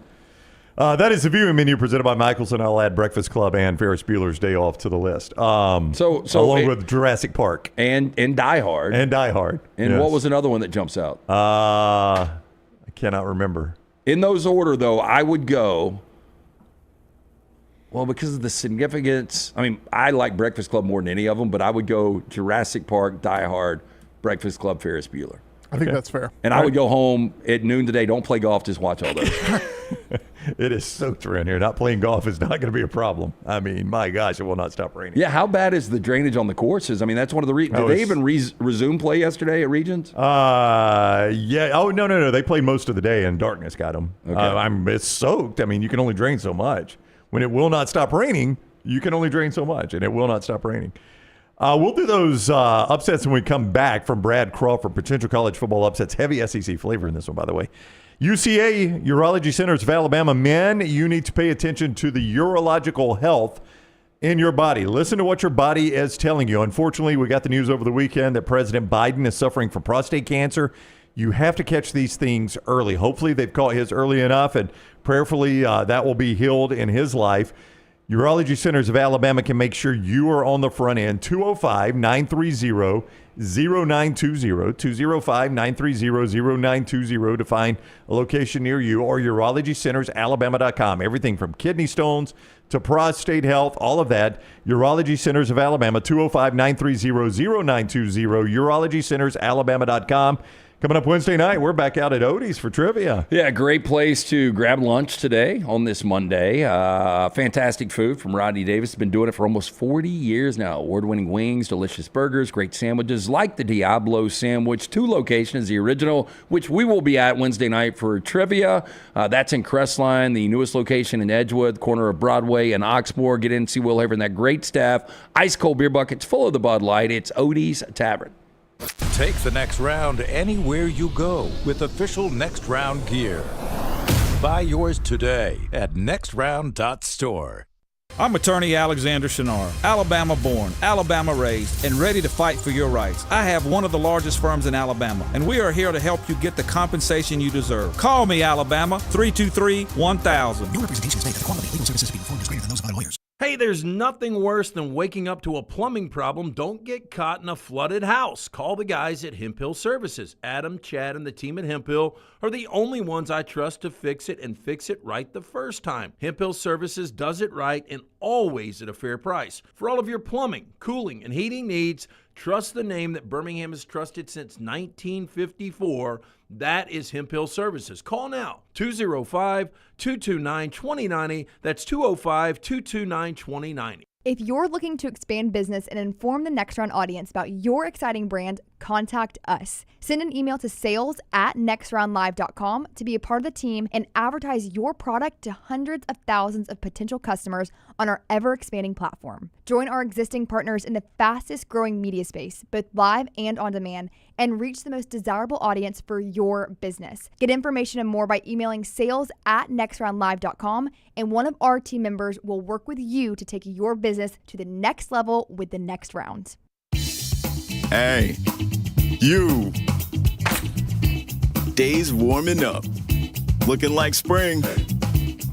And at New Balance Birmingham, we've got the thing. What pops and what's fresh? Check the selects. Come together at New Balance Birmingham on Highway 280, right next to Chick-fil-A. New Balance Birmingham, we got now. We love the moments, the memories, the magic, the championships. So let's get more victories, more celebration. He's got a chance. He won't be caught. More unforgettable, more football. Don't miss the last home game of the regular season on May 24th. Visit UFLstallions.com for tickets. This hour of the Next Round is presented by the Birmingham Racecourse Casino, now featuring 7 days of giveaways with your chance to win a share of up to $125,000. The more you visit the Birmingham Racecourse Casino, the more chances you have to win. Think about the best summer nights of your life. How many of those were in a great t-shirt? Visit nextround.store to get the perfect t-shirt for the next perfect southern night. Nextround.store. The memories are waiting. It's bow time. Tired of choosing between sweet and savory? Why not have both? Introducing Bojangles' new chicken and bowberry waffles. The bold Cajun chicken filet you love, now drizzled with a bowberry honey glaze and sandwiched between 2 warm waffles. Which means your favorite meal of the day just met your new favorite dish. And lucky for you, it's served all day. But it's only here for a limited time, so try chicken and bowberry waffles at Bojangles today. It's bow time. As we all know, there's no off-season when it comes to college football. If you want to stay in the know with all things Alabama, join us over on covercrimson.com and get $25 off your annual subscription. We'll keep you up to date and give you exclusive content all the way to the first Saturday of football season on covercrimson.com. All right, Auburn fans, I want you to become a member of thebarnauburn.com and join in on the fun. Whether it's recruiting discussions, off-season chatter, or the latest Auburn athletics news, we've got it all. Get $25 off your annual subscription when you sign up for your account at thebarnauburn.com today. War Eagle. I'm attorney Alexander Shunnarah, Alabama born, Alabama raised, and ready to fight for your rights. I have one of the largest firms in Alabama, and we are here to help you get the compensation you deserve. Call me, Alabama, 323-1000. No representation is made that the quality of legal services being performed is greater than those of other lawyers. All right, we continue on the Next Round. Presented each day by our friends at Bud Light. Easy to drink, easy to enjoy. We continue from the Birmingham Racecourse Casino studio. Tom Luginbill with us earlier. We tipped our hand on who our 40 and 40 team is. We'll talk a little more Georgia Tech in just a little bit. I did want to get to this, though. Our friend Brad Crawford, 24/7 Sports, has got, let me count these here, Lance, 1, 2, 3, 4, 5, 6 upsets from college football that you could see. Okay, so is biggest potential upsets, he says. Okay, so he goes through the entire schedule. He has pulled out this little handful of national upsets that you could see. You'll have to tell me. Sometimes point spread's probably not going to be big on this.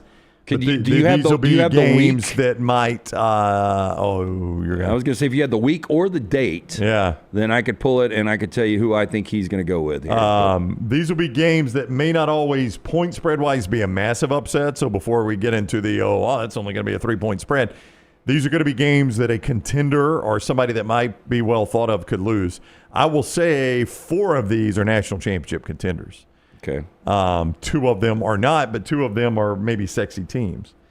The first one is September 6th, Illinois at Duke. Now, Illinois at Duke is probably close to a pick 'em, right?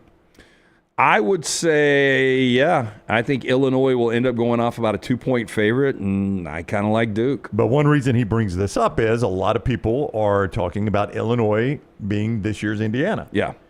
And if you lose out of conference to ACC middling Duke, you got no shot. You got the rest of the Big Ten schedule ahead of you, and that's trouble. So Illinois Duke, by the way, that is September 6th. That is right out of the chute, and a game that will be way under the radar, Illinois and Duke. You're probably not going to have that one on your main TV, but that one is straight out of the chute there. Wait. Hold on one sec. Yeah. Oh, you got a point spread? No. Oh. Yeah, I thought I did, but I don't. I would list Illinois as a 2.5-point favorite. This other one is not going to be a national championship contender, but is also on September 6th. But if they're going to do what they did last year, Brad Crawford says Arizona State traveling to Starkville could be a tricky spot for them. Again, this is another one where Arizona State is maybe a skinny favorite in Starkville. Arizona State will probably be about a 2.5 to 3.5 point favorite in Starkville. Again, Jeff Levy, this is an important year just to show Mississippi State fans you are going in the right direction. So he writes, Brad Crawford does, at 24/7 Sports. You can read it there at CBSSports.com. Dangerous game for the Sun Devils, considering it's their program's first Power 4 test without Cam Scattaboo. Jeff Levy flipped his roster during the offseason with 33 transfers. So he's saying State a little bit better. Arizona State probably falls off without Scattaboo. They've still got their quarterback. I like where, Sam Levitt's still really, really good. I like where he is on both of these so far. I kind of like Mississippi State. Yeah, you kind of like the home dog in those two, huh? Yep. All right, well, let's see how you feel about the rest of these. All the rest of these have national championship ramifications if the upset goes down. I say that. You can lose games and still, but you catch my drift. These are all national championship contenders. September 27th, Ohio State at Washington. Ohio State at Washington. You would have the Buckeyes favored what in this game? Right now, I would say the Buckeyes are a 14-point favorite. This is a game they're not losing. Yeah. Okay. So you finally, Brad has lost you on this one, right? Yeah. Look, I mean, it would be a tremendous upset. It would obviously be huge for Jed Fish. And I did think, there were some good things they did in year one. And, Will Rogers never did anything for me transferring there, and he had an okay season, but the DeMond Williams kid is going to be really good at quarterback. He points him out. He's like, DeMond Williams. He says, first of all, Husky Stadium will be rocking when Ohio State visits. It can be a loud place to play. I don't know if it's a difficult place to play historically, but they do get loud there. And he says DeMond Williams will test Matt Patricia's defense. Don't forget, Ohio State changed defensive coordinators in the offseason. When Jim Knowles left and went to Penn State, Matt Patricia comes from all his NFL days to coach Ryan Day's defense, and he's like, that's the first real big test of it, is a road game against DeMond Williams. But see, if you haven't watched Williams play, look, and he was really, really good in that loss Louisville in the bowl game, dude, he is small. Like, they list him at 5'11". I don't think he's 5'11". Yeah. By the way, as he mentions, Brad does, Ryan Day's basically unbeatable against unranked competition. Their lone loss under Day, I didn't think they had one. Michigan last year was unranked at the time. That's the one you forget about. That's the only unranked team he's lost to. And Michigan. I don't consider that unranked, though. It just doesn't feel that way. I mean, I know by definition they were unranked, but I kind of let that one slide. Yeah. But that's his only unranked loss in his time at Ohio State. So what is that Michigan. overall record? What his record at Michigan? Well, I mean, no, like against unranked, ranked, like 40 and one, probably something like. He doesn't have the record here, but it is significant. The last before Michigan, the last ranked versus unranked loss for them. The last time they lost to an unranked team, you got to go all the way back to that Purdue game that night in West Lafayette in 2018, 49-20. So since that game, their only unranked loss is Michigan of last year. JT Daniels was the starting quarterback at USC. I mean, that was put it in perspective forever ago. The Dodgers were playing the Brewers in the postseason. Was that the night they brought out the young man that eventually passed and his brother Tyler Trent? I think was his name. Is that right? Yeah, because his brother, literally rolled him onto the field. Yeah, that might and then sound he ends bad, up playing at but Purdue. then he ends up playing an offensive lineman, a walk-on at Purdue. But that was a pretty incredible moment, just with how that whole thing was played up all day long, and then Purdue delivered. Yeah, and I was like, man, Purdue's gonna get walked off the field. Just the other way. They walked Ohio State off by that 29. was, hey, look, you don't believe in higher powers. That's one of those games where you're like, there's some weird stuff going on. That was odd. I didn't expect that one. Like if they had won in an upset fashion, like last minute, you'd be like, okay, maybe. Yeah. Do you remember when? So Notre Dame had beaten Florida State in 1993, and then the very next weekend, BC hits like it was almost like a wiffle ball kick, like from 50 that it went through. The very last play of the game, and it did everything literally left everything on the field to walk that thing off. But that was not the case with Purdue. Yeah. They dominated. Yeah. So anyway, that's the non-SEC ones. Here, Brad Crawford has some SEC potential upsets. Before we do that, let me remind everyone about our friends at Bojangles. It is about to be bow time for you. We'll have our tender moment coming up a little bit later on, but you can get those tenders today at lunch at Bojangles or for dinner. From sweet to heat, they've got 7 sauces that definitely add a little extra flavor to every bite. Nothing pairs better with the sauces than the hand-breaded tenders. So if you're looking for sweet, try honey mustard or add some tang with barbecue. If you're looking for some heat, try creamy buffalo or peach honey pepper. If you're craving smooth and creamy house-made ranch, jalapeno ranch, or classic bow sauce, ready and waiting. So head to Bojangles and order some hand-breaded tenders with your favorite sauce today. It is bow time. All right, here we go. These are all SEC-related upsets. So Ohio State-Washington is where Brad left you. Let's see how you feel about these. Notre Dame at Arkansas, same day, September 27th. As Brad points out, this season probably is make or break for Sam Pittman. You can extend that runway a little bit if you take out Notre Dame at the end of September. Good news for the Razorbacks. Notre Dame will have already played nationally ranked Miami and Texas A&M. So they could be a little bit banged up. They could be overconfident. They might overlook Arkansas on the road. Notre Dame at Arkansas leaves you what? Yeah, and I don't think anybody will be talking about that game. Everybody's going to be talking about Alabama in Sanford Stadium taking on Georgia that weekend. And I guess Ohio State at Washington, if Brad's correct. Yeah, and so I don't think a lot of people will have that game really on the radar as one of the top games of the weekend. Look, Taylon Green, when he gets hot, and I do think Bobby Petrino's offense will be better this year. So, that's a dangerous game for Notre Dame. Yeah, and they're favored by less than a touchdown there? Oh, yeah. Notre Dame in that spot right now, I think, would be a 6-point favorite. Yeah. So you can see that one happening. Yeah. In a huge game, I mean, that's one of those where it may not be the job saver for Sam Pittman, but you get to the end of the year and it adds into saving his job for another year. Another SEC game. This one is October 18th. LSU at Vanderbilt. LSU will be favored what in this game? I am not buying any of the Vanderbilt hype this year. No, I'm not. Look, I think do it again this year. Clark Lee, fun year last year, had some portal pieces, obviously led by Pavia, that made a huge difference en route to 7 wins. The problem for Vanderbilt this year is they're not going to sneak up on anyone. And that's his first sentence. Diego Pavia and the Commodores aren't sneaking up on any teams this year. Yeah, and look, and LSU's not going to have any letdowns, I don't believe. Now, LSU might end up going 8-4 because it just doesn't come together. But Brian Kelly will be on his toes the entire season. So I don't see this one. I think LSU right now would be a 10-point favorite, and I would lay the 10. Not buying Vandy this year. Nope. His final, this is Brad Crawford at 24/7 Sports. His final upset of the 2025 season will be October 11th in Jordan-Hare Stadium as the Georgia Bulldogs visit the Auburn Tigers. Well, I think this is what Auburn fans want to hear. I mean, this is the kind of by far and away Hugh's biggest win if he gets this. Yeah, like if you are to win this game, and even if you have that bottom line of 8-4, you beat Georgia with an 8-4 coming off a 5-7. I think Auburn fans are like, okay, at least we feel like we're competing with the big boys of the SEC now. Yeah, Georgia has won 8 straight, as Brad points out. Auburn's last win is that 2017 regular season game, like 40-14 or something like that. It was a beatdown at Jordan-Hare Stadium, and then they faced each other a couple of weeks later in the SEC championship game. Kerryon Johnson, a little banged up. Yep. Georgia wins that. But that's it. That's the last time they've beaten them, 2017. So it has been a while, but they have been close. Hugh Freeze brought it up the other day in that same interview where something else jumped out of the interview more than this, obviously. But he talked about that one of his more difficult losses because Auburn had Georgia in the fourth quarter of that game a couple of years ago until Brock Bowers showed up. If Auburn, do you give them more of a chance to win this game outright if they're 3-2 coming off of back-to-back road losses in Norman and College Station against Oklahoma and Texas A&M? Yep.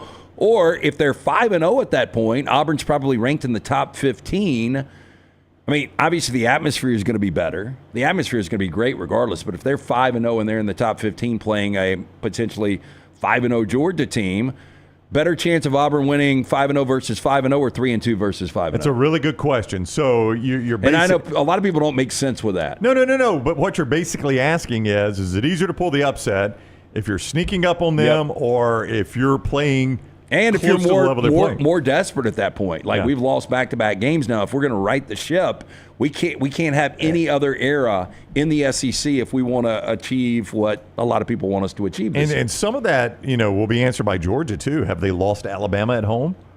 Georgia's had their struggles with Alabama. They cannot beat Alabama. If they've already lost Alabama, I mean, all of a sudden they're up against the wall in terms of college football playoff runway. You could lose another one, but boy, you take 2 losses by October 11th. Georgia's in some serious heat at that point. Do you think that is the game that is the most on Kirby's radar? The Georgia-Bama game? Yeah. I mean, people will talk about Georgia-Texas, and, that's going to be a precursor to, at least one of the teams that will be representing in Atlanta in the SEC championship. But, it went from Kirby's got a Nick problem to Kirby's got an Alabama problem after last year. That's right. And so you just wonder if he's already – the dangerous thing for Georgia is they got to go to Knoxville the week before they play Alabama. Yeah, and you lose this one this year, and there's zero discussion of it being a Nick Saban issue. It becomes more of an Alabama issue. And it's like Ryan Day at Ohio State. Okay, appreciate the national championship, but we got to beat Michigan. Yeah, you do start to wonder how on earth can they never beat Alabama if that happens. So, yeah, I mean, I think if you, so basically you're saying if I gave Kirby truth serum and said I give you one regular season win guaranteed, he 100% picks Alabama, more than Texas. That game obviously with the Brands is huge, but I think when you really start to look at the internal implications on Kirby losing again to Alabama and then Kalen DeBoer in year 2, if Alabama wants to get to where they need to get, which is back to a college football playoff, that's a game Alabama needs early on on the road. So that game, again, outside of just the Brands of Georgia hosting Alabama, that is a massive game. Yeah, by the way, first 3 weeks of TV dates coming up, I think it's a week from tomorrow. If I've got my days right, I'd have to look. But I think a week from tomorrow, if I remember, is when they're being announced. But sometime at the end of May, you'll get your first 3 weeks. We're about to do 4 downs. Lance will bring us 4 downs in just a moment. A reminder, though, before we do that, if you're tired of that outdated bathroom in your home, maybe an outdated kitchen, master bedroom closet, master bedroom, whatever it is, that outdated room, my man Brad Bell and his crew can help you out. When it came time to redo the master bath in the Brown house, my wife scoured the internet looking for the right person for the job. She found Brad Bell after talking to numerous contractors, people that had used certain contractors, reading reviews, all that. She went with Brad Bell, and I'm glad she did. He did tremendous work, and he continues to do that for people throughout our audience, and we greatly appreciate you using Brad. Continue to do it. Here's his number, 205-422-1758, 205-422-1758, or alabamabathremodels.com, alabamabathremodels.com. Now, I mentioned at the top of this, master bath kitchen and master bedroom closets. The reason I mention that is that's Brad's specialty. Not to say it's all he does, but it's specialty. That's important to you because you are going to make some of that money back when you go to sell your home, and you're going to enjoy those rooms when you have your home, thanks to Brad. AlabamaBathRemodels.com. That is AlabamaBathRemodels.com.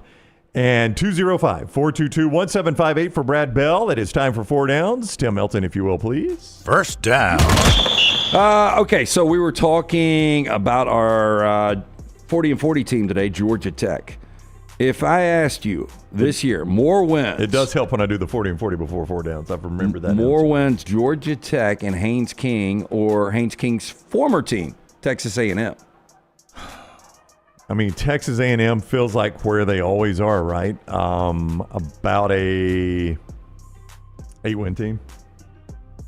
So the question becomes, can Georgia Tech get to 8 wins? I think the answer is probably they both end up with 8. I am against my better judgment, though, going to buy into Mike Elko and Texas A&M to be a touch better this year. So I think I'll take A&M. So that mean A&M with 9. Man, I think Georgia Tech's going to be favored in 8 games. I think 8-4 is probably the number.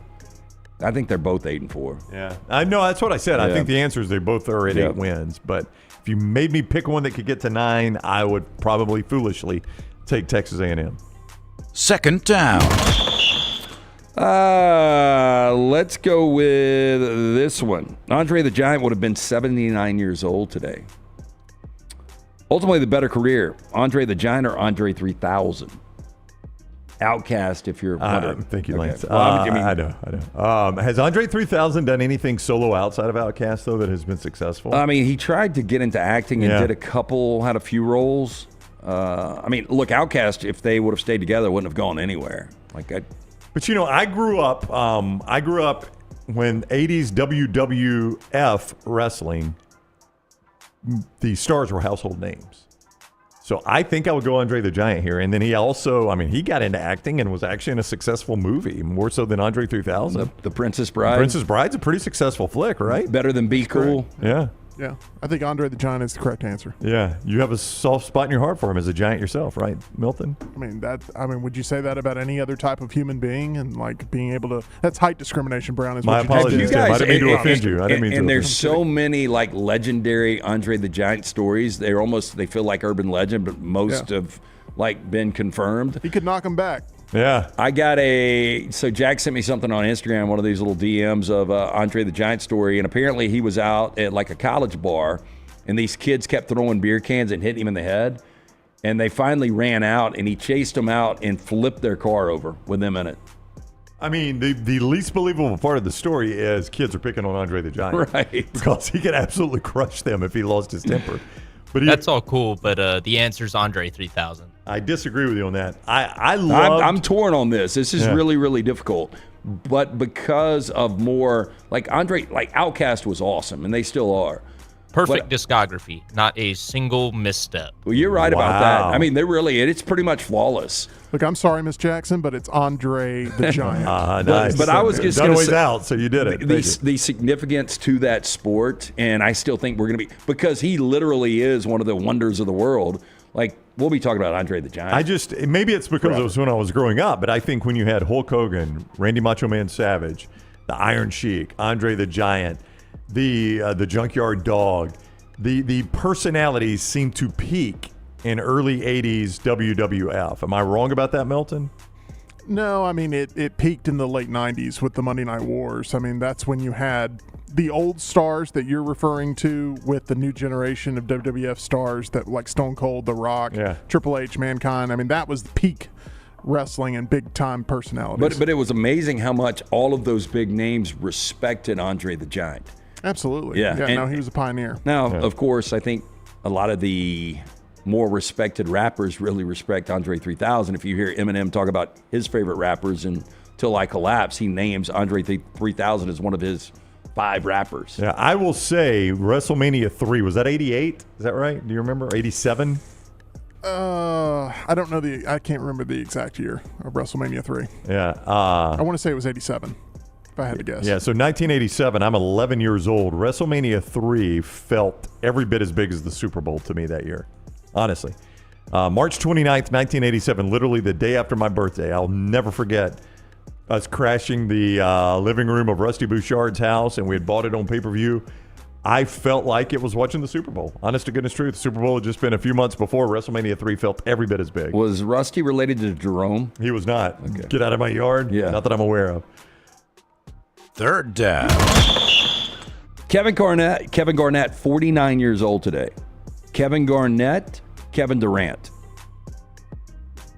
Durant's the better of the two players, but I think Garnett's had the better career. I think Durant's the better scorer, no doubt.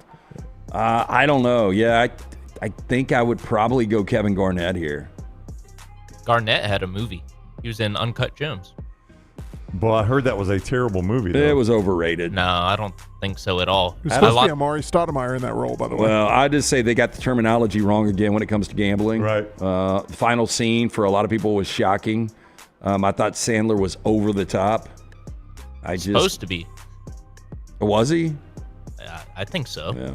I don't know. The whole movie was just supposed to make you feel like incredibly anxious for every line of dialogue and every action that Adam Sandler's character does. Yeah, I thought it was overrated. Would you say Your Man the Weeknd was in it too? Yeah. Would you say Garnett was the star of that Celtics championship team? Yes. Well, see, that's I think Pierce is really good. So was Ray It had to Allen. be Pierce, right? Because he was the guy that Paul had been there Pierce. the whole time. Well, you know? So I think he was more of the Celtic fans gravitated a little bit more towards him. Who was the best player on that team, though, you think? I mean, the best career was Kevin Garnett, Yeah. I believed. And then Durant on the Golden State championship team. That was his only championship. That's his only championship. Now, but at the same time, you're like, well, Garnett wouldn't have got one if they didn't That's have what one I'm of the saying. original dream Yeah. teams.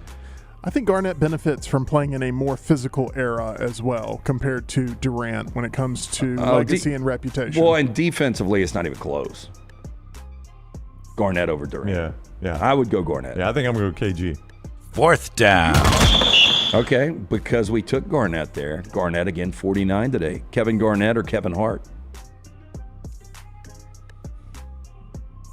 Kevin Hart is not funny, in my opinion. Yeah, but I mean, he's not, but he prints money. But enough people think he is. He does. We used to have him in studio. Super nice guy. Yeah, he was a very nice guy. Yeah. I've never found him. I thought he was pretty funny when he was in studio. I don't think I've ever seen anything of Kevin Hart's that I like. You're right. He does print money. I would just like to point out we've had questions about Andre the Giant and Kevin Hart. You really are ranging the height spectrum here. That's true, yeah. From the tallest entertainer to one of the smallest, yeah. So what was Andre? A legit 7'1", wasn't he? Yeah. I mean, he was billed so much higher than he was because they wanted to make him a bigger, larger-than-life attraction. But Kevin Hart's 5'3". I mean, that's what I had him at when he came in studio. All right. According to Wikipedia, 7'4" for Andre the Giant. I think when you put the Giant at the end of a name. Yeah. I mean, you got to remember Hulk Hogan was 6'7" when he wrestled. Yeah, no, big guy. Yeah, and Andre was significantly taller than him. Yeah, so I think we're going to get Andre more than 2 feet taller than Kevin Hart. 5'4" to 7'4"? Yeah, I think you're about right. Yeah, I think there's 2 foot difference. Is that what they list him at, 5'4"? I know you said 5'3". So Andre, they list Andre at 7'4". I don't know. To Melton's point, when you put the Giant after a guy's name, you're going to need to make it pretty big. 5'5". 5'5", so it's not quite 2 feet. I've got here, hey, he's anywhere between 5'2" and 5'5". Yeah, so he probably wears lifts. He stated in a 2024 interview on 60 Minutes, he said his height is 5'5" with sneakers on. He's 5'3". Do you remember us having him? It was him that tried to storm the stage for the Eagles NFC, and he was on the Monday after with us. Or he was already scheduled to be on, right? And then he did that. And he was actually a really good sport about it. We're like, I guess we got to ask him about being kicked off the stage with the Eagles, right? And we're like, we got to ask him. And he came on and he was a very good sport about it. He thought it was funny. He had a dream of hosting the Oscars and was basically given the job and then had it taken away from him due to social media campaigns against some of the actions of his past. So. Oh, really? Yeah. Kevin Hart? He got canceled from hosting the Oscars, but that had been like a sort of a lifelong dream of his. Yeah, well, he came hard at Brady in the Brady roast, right? He did. So how tall are you officially, 6'9"? 6'9". Would you drop to? So he did this interview with Anderson Cooper on 60 Minutes. And, Kevin Hart did? Yeah. Okay. And he said that GQ said he was 5'2". He said, quote, that place is bullshit. I'm 5'5" with a shoe on. If I put a boot on, I can get to 5.5. I don't believe that. But would you go down to 5.5 if you just had 10% of Kevin Hart's money? Yes. Yeah, I would too. Yeah, Yes. you've lived a life at 6'9". You could live a totally different life at 5'5". You're seeing things from a totally different perspective. Well, and I've said that with that kind of money. And you got millions. Well, that kind of money, I don't get up. Like, I'm on the couch all the time, and you can't tell the difference of a 5'5" or 6'5" guy if they're on the couch. So, Good point.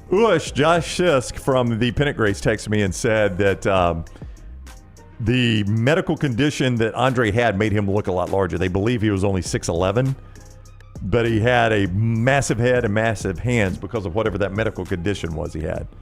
So they took advantage of that and made him seem taller than he really was. Just because we've all seen the photo of him holding a beer can. I don't know if that's a real photo or not. Oh, it is. It looks like a battery. I mean, it looks like one, but yeah. I mean, so he had some sort of medical condition that caused him to have larger than normal body parts. I don't know if that was universal body parts, larger than normal, but it was certainly his head and his hands. And apparently his feet. Yeah, I heard his breath smelled. Did it really? Well, I mean, I can imagine. I mean, imagine how small Who's that going to be the one to tell him? Yeah, imagine how small that toothbrush is. Yeah. Barely hit your teeth.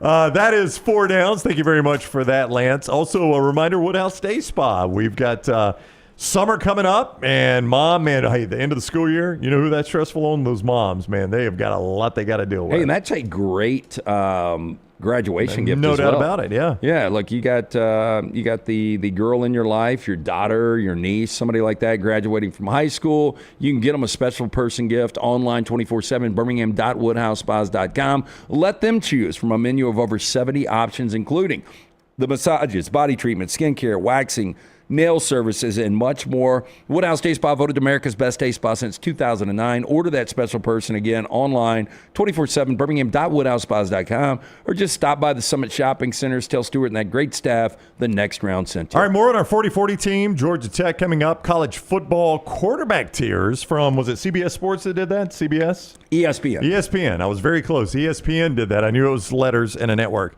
ESPN did that. As you leave us this hour, we hope you'll stick around for the next hour as well. A reminder, as you listen on podcasts, or if you want to listen on podcasts, we're available at Apple, Spotify, iHeart, and Google Podcasts.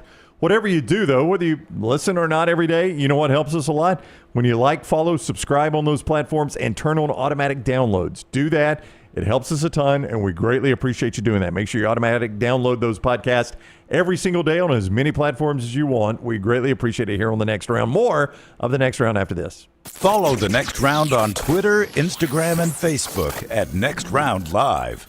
I'm attorney Alexander Shunnarah, Alabama born, Alabama raised, and ready to fight for your rights. I have one of the largest firms in Alabama, and we are here to help you get the compensation you deserve. Call me, Alabama, 323-1000. No representation is made that the quality of legal services being performed is greater than those of other lawyers. Stop by the New York Butcher Shop and pick up the finest in certified Angus prime beef steaks and burgers, premium pork chops, ribs, and all-natural chicken cut to order just for you.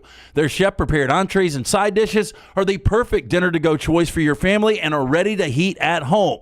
With a great selection of fine wines and desserts, the New York Butcher Shop is your one-stop dinner shop. 2 locations to serve you, Cahaba Heights and on Highway 119 in Greystone. The New York Butcher Shop. Rare quality, well-done service. It's bow time. Tired of choosing between sweet and savory? Why not have both?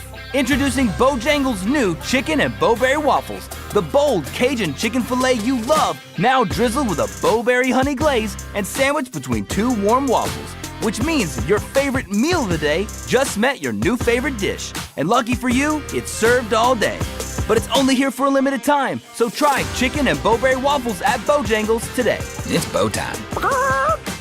Just because you've quit going to the gym, it doesn't mean that you have to quit gym altogether. Dunaway, that is. With our Next Round podcasts open 24/7, 365, you can access gym anytime you'd like. While you may have done away with your treadmill routine, our version of Dunaway is standing by ready to get you back to your absolute best. Find all that lovely Jimmy D-led content on Spotify, Apple Podcasts, Google Podcasts, and in the podcast section of nextroundlive.com. This message is sponsored by Jimmy Crypto Inc. and Jimmy Crypto for President. You could win a Cadillac CT5 or your share of $25,000 in free play and cash at Birmingham Racecourse Casino. The more you visit, the more chances you have to win. Play the latest, most exciting games around with fun bonuses and big jackpots. You can be a winner too. Come win your share during the Cadillac CT5 and $25,000 giveaway at Birmingham Racecourse Casino. Drawings April 5th and 6th. Located off I-459, exit 31, Derby Parkway. Must be 21 or older, must be present to win.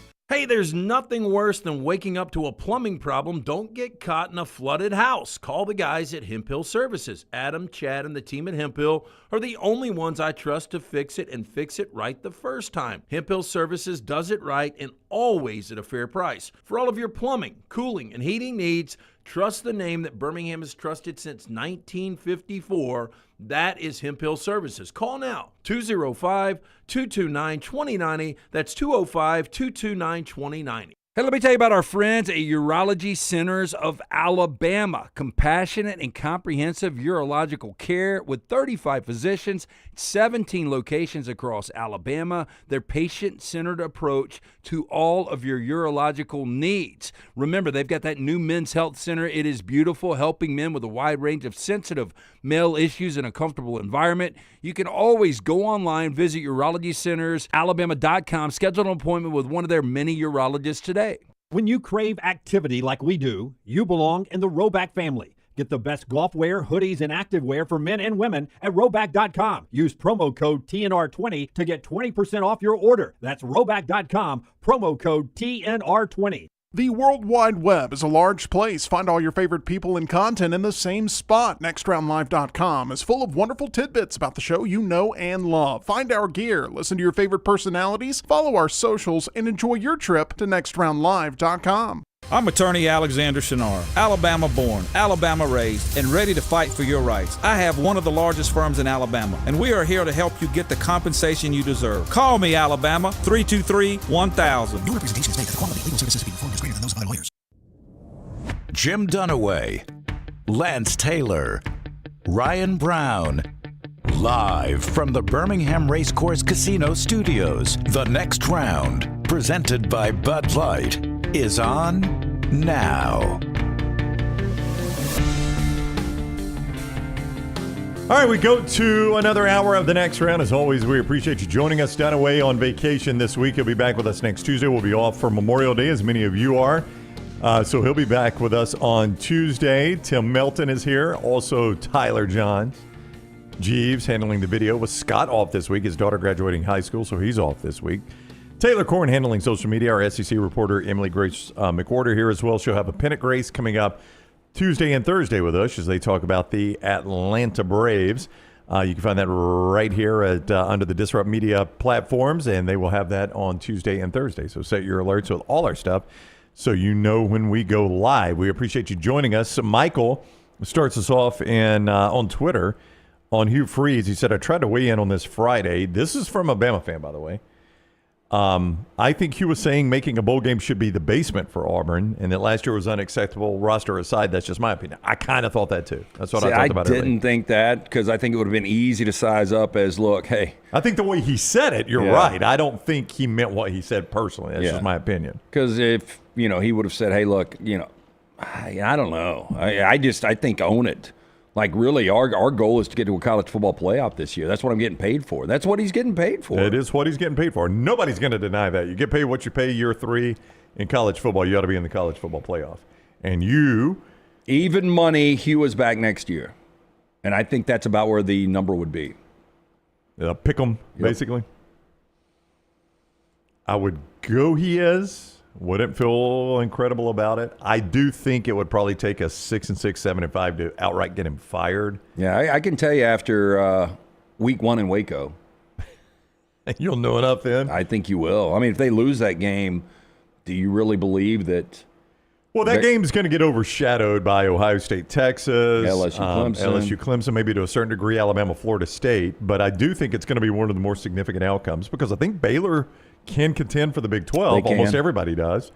And I think it is a bit of a bellwether game for Auburn this season, in your opinion. Yeah, I mean, look, I don't disagree. I think for Baylor, if you lose that, the Big 12 is still wide open, and you're losing to an SEC that should be really improved. I think if you're Aranda, I know it's at home, but you can stomach that and you still can bounce back and compete and maybe even still win the Big 12. I think if you're Auburn and you lose on the road to, what is viewed as a pretty solid Big 12 team, but if you were to lose that before you go into your SEC schedule, just don't think there's going to be much expectation after that. Yeah, because you're staring very quickly at having to go to Oklahoma and Kyle Field in back-to-back weeks, and then Georgia coming to your place. So there are 3 extremely losable games on the immediate horizon after that.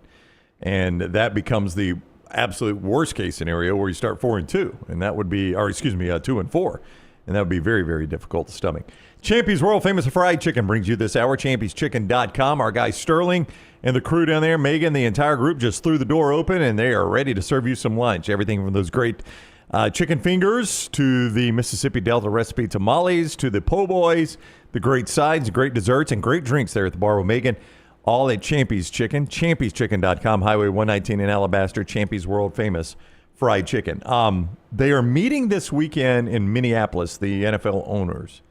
And Adam Schefter reports that the 2 biggest things that will be tackled here, no pun intended, the motion that was tabled at the initial owners meeting to outlaw the tush push will be voted on, as I understand it, this week, Lance. They're going to vote on that this week.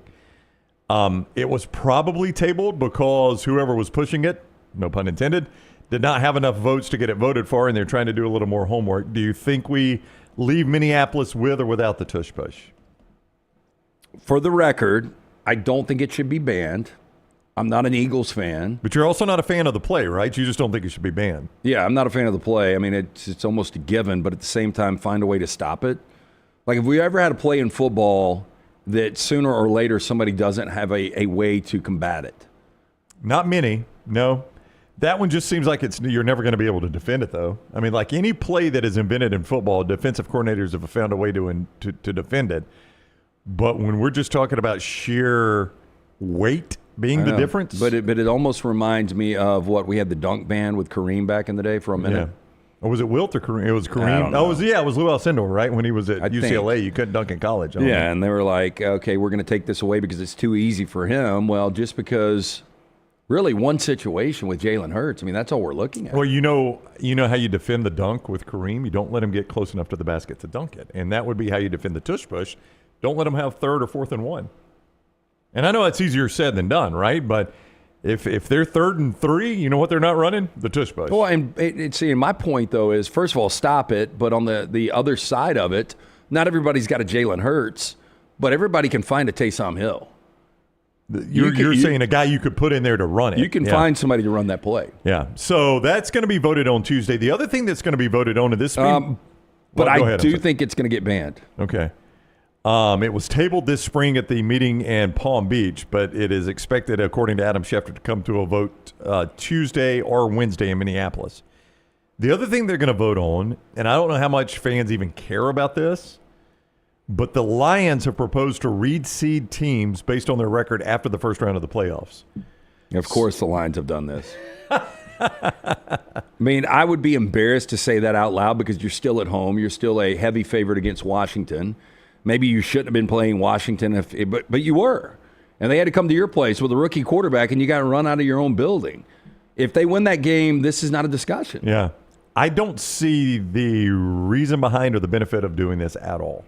Well, I think they're just like, what did we get for winning 15 games? We had to host a 12-win Washington team. I mean, you hosted another NFL team. That's the playoffs, man. Yeah. No, I agree. Like, to me, this is definitely sour grapes for Detroit because everybody believed last year was going to be that year for the Detroit Lions. They were so good in the regular season, and then you get embarrassed in the first round of the postseason, or at least their first round. Who did Philadelphia beat in that other playoff game? Help me remember if you can. I'm sorry.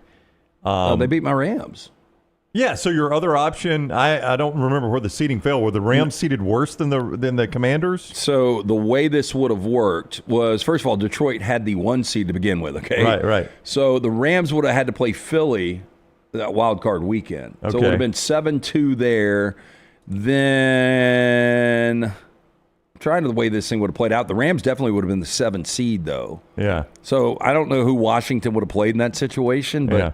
Well, I guess my point was going to be, let's just say your other option was the Rams. The Rams would have beaten Detroit in that game too. They almost beat Philadelphia. Oh yeah, they should have beaten Detroit if they didn't run out of bodies in week 1 in overtime. Yeah, so I mean, I don't think it would have changed anything about the playoffs this year. I don't either. But don't you agree though? Just because they got whipped by a rookie quarterback in Washington, it's the only reason they're bitching about this. I guess I just don't see how it improves your playoffs at all.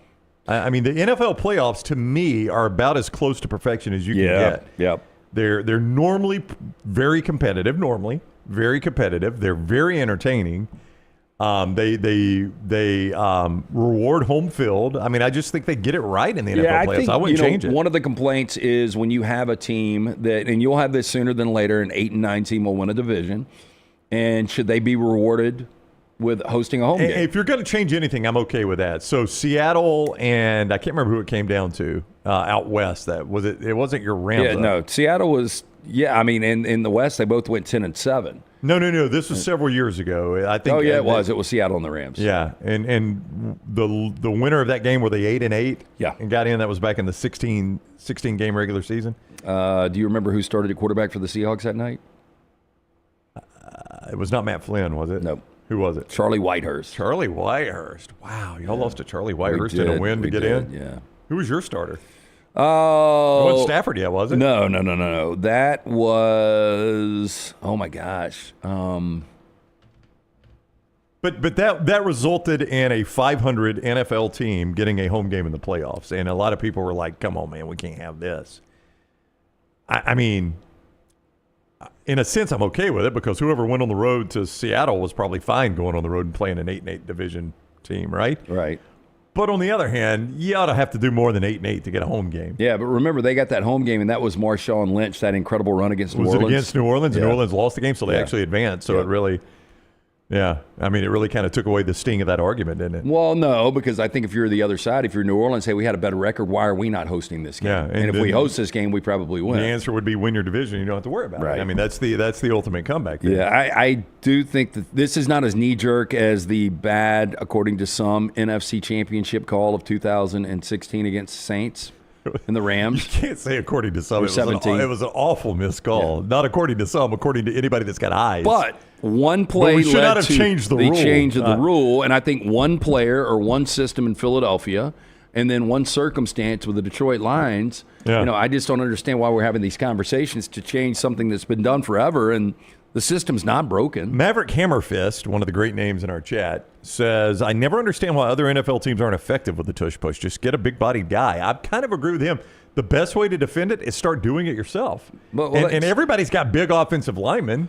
Well, yeah, and like Seattle this year, your starting quarterback's going to be Sam Darnold, but Jalen Milroe would be great to run that play. Yeah, and it wouldn't matter if you bring your backup in. Everybody knows he's going to sneak it. So because Miami doesn't run a quarterback sneak because of two. Our quarterback's made of glass. Yeah. But for years before Mike McDaniel, they would bring in Jacoby Brissett to run the sneaks, right?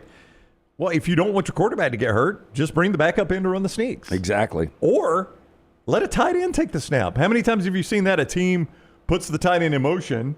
Miami has run this. I don't know if LA has, but the tight end goes in motion. He stops behind the center, takes the snap, and runs a sneak, right? Let that guy run the sneak. If you trust him in that situation, yeah, again, I go back run to the tush push. Not everybody's got a Jalen Hurts, but a lot of teams have got a Taysom Hill. Yeah, and so if you can't defend it, just start running it. And if everybody runs it, then it's a level playing field. Like, does Philadelphia have an inordinate amount of down and short distance to go? Do you think they've got more than everybody else? Does Philadelphia have more 3rd and 4th and 1s or 3rd and 4th and goals than any other NFL think team? So. I bet it's pretty much the same across the board.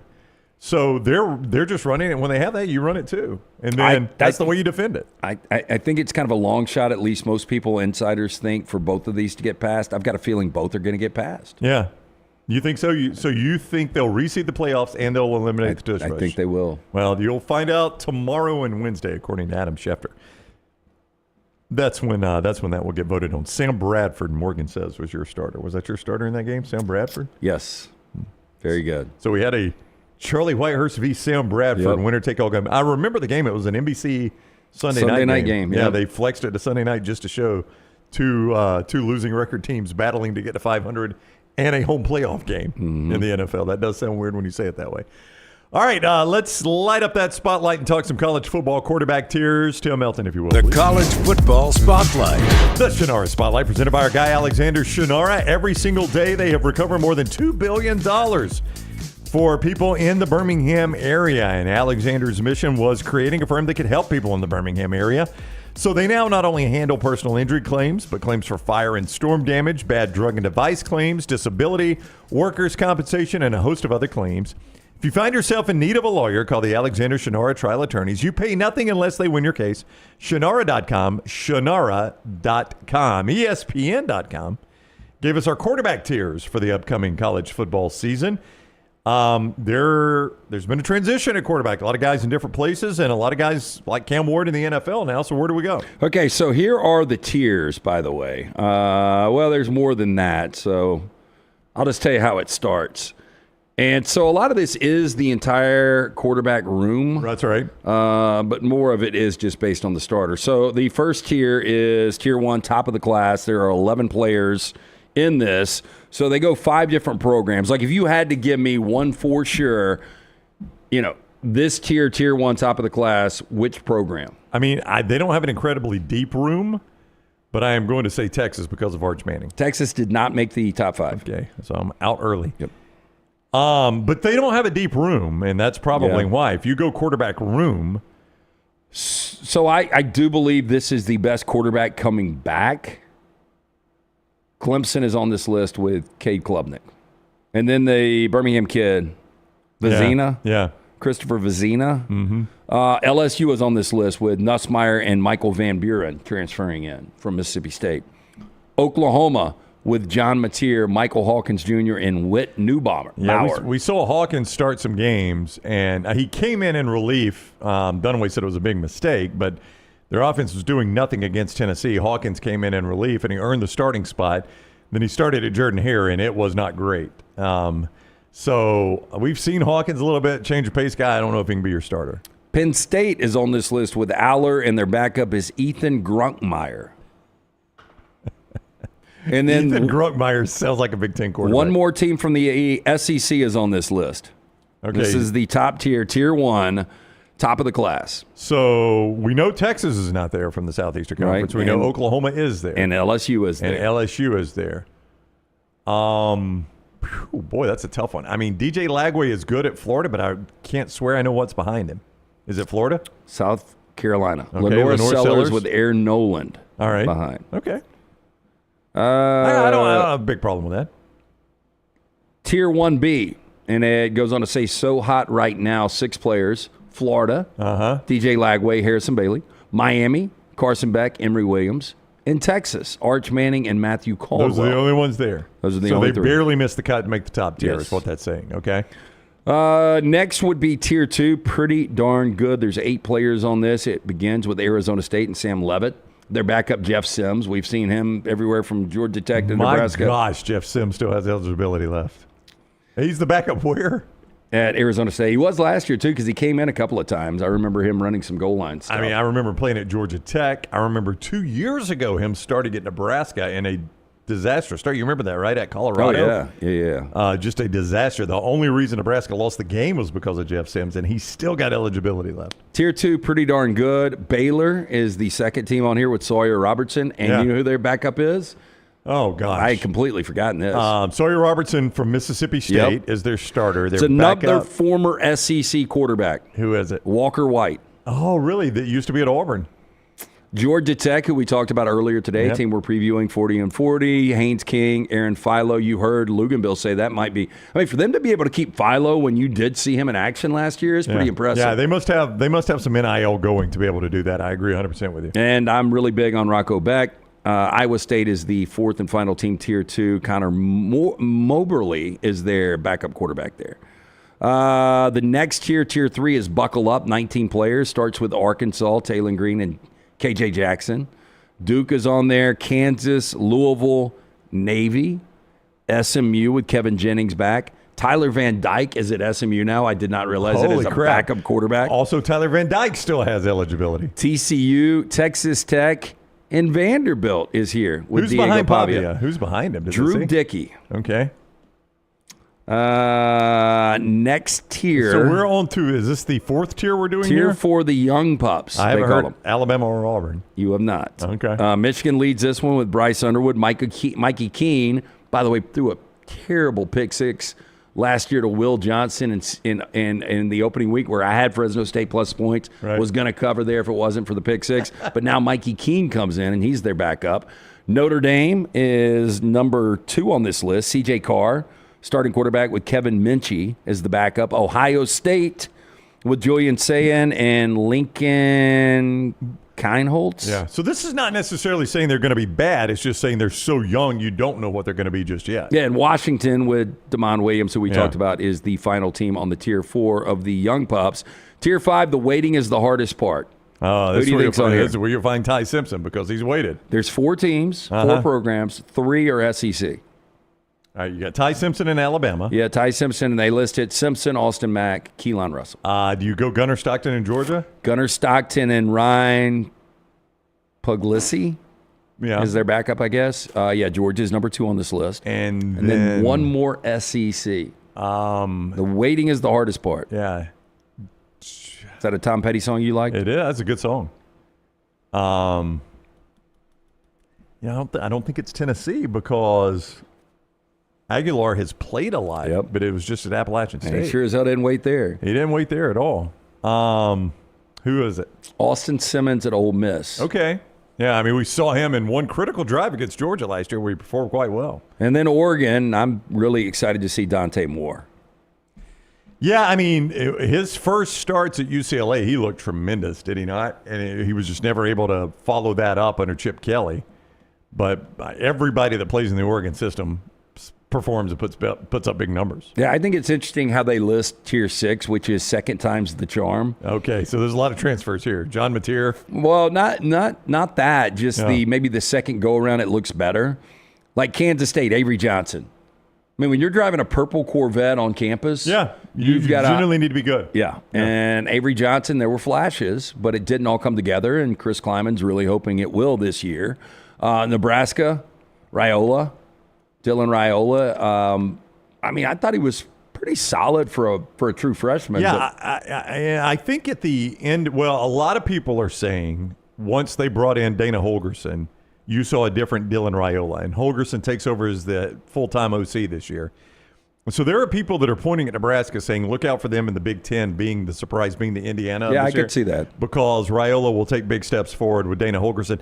Say what you want about Dana Holgorsen as a coach. Dana Holgersen's always a head coach. He's always been a good offensive coach. And, I mean, if he can unlock Raiola a little bit, look out. So with Kansas State, Nebraska, NC State, Tom Luginbill earlier was talking about C.J. Bailey. Yeah.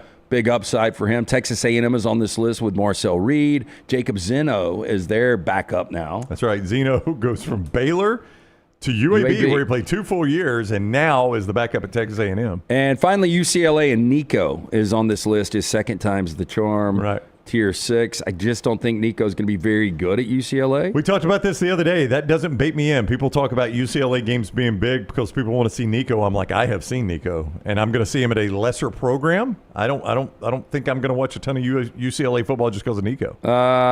This next tier is the consistently consistent. And there is 1, 2, 3, 4, 5, 6, 7, 8 programs on here, none of which are out of the SEC. Boise State, BYU, Cincinnati, Illinois, Indiana with my man Fernando Mendoza, Michigan State, USC, and Virginia. You went through those pretty quick. I think the biggest upgrade in those, is Indiana. I think Mendoza's an upgrade. Oh, I do too. Yeah. I mean, they went to the college football playoff last year, and they've gotten better at quarterback in the offseason. I don't know if it's going to translate in them going back to the playoffs. Yeah, but really, I didn't think Madsen was going to be that good at Boise. He surprised me last year. Retzloff at BYU was really, really good. Obviously, we talked about Altmaier earlier today. Chandler Morris is your guy at Virginia now. Yeah. Chandler Morris still has eligibility. We're still missing a team in state. Where is Auburn? Tier 8A. Tier 8A, fresh starts, veteran edition, 9 players, 4 programs. The Auburn Tigers, Jackson Arnold, Ashton Daniels, Deuce Knight. Yeah. Florida State is on this list with Castellanos, who we talked about earlier, again with Luginbill. Houston is on this list with Connor Wegman, who I thought was going to be really good for A&M and was at times. And then Northwestern with Preston Stone coming in from SMU is on this list. Tier 8B, fresh starts, untested edition. Cal with Devin Brown, Missouri, Bo Prabila, who we talked about last week, and Syracuse, Steve Angeli. Interesting spot at Syracuse, though, by the way. I mean, that was a solid team last year, and we didn't see a ton of Angeli at Notre Dame, but again, we saw him in a critical time, and he performed well. It's in the national championship game. Tier 9, welcome to the big leagues. This is Colorado taking in Caden Salter. Mark Gronkowski coming into Iowa, Gio Lopez at North Carolina, Joey Aguilar at Tennessee, and Devin Dampier at Utah from New Mexico there. Tier 10, one more try, 7 players. Arizona, Fafita is back at Arizona. One more try. Blake Shapen back at Mississippi Baylor, State. Or Mississippi State, excuse me. And Virginia Tech, Kyron Drones. Yeah. Tier 11, room for improvement. Oregon State is on here with Malik Murphy. He's jumped around a little bit. Good Lord, Malik Murphy still got eligibility left. I think Eli Holstein deserves a little bit better than this for Pitt. Eli Holstein was good last year, I thought, didn't you? Yeah, and then West Virginia, Nico Marshall. Yeah, starting for Rich Rod. Well, the surprising one there is Eli Holstein. I thought he played pretty good football for Pitt last year. Tier 12, what's in the box is what it's called here. 4 teams. Boston College. Dylan Lonergan is their starting quarterback. Another former Alabama quarterback. Bill O'Brien. Yep. Minnesota, Drake Lindsey. Oklahoma State, Hoss Henne. Hoss Henne is Oklahoma State starting quarterback? Spelled really weird, and I probably butchered this. Hauss. Is that Hoss? I don't know how it's house. I don't know how else you'd say that. And then Henne, Hejny. Yeah, that could be different, but I don't know how else you say that first name. Stanford, Elijah Brown is the final one there in Tier 12. Tier 13, Wiley Veterans. Colorado State, Kentucky, Zach Calzada. Miami of Ohio with DeQuan Finn. Memphis has Brendan Lewis, who we talked about last week.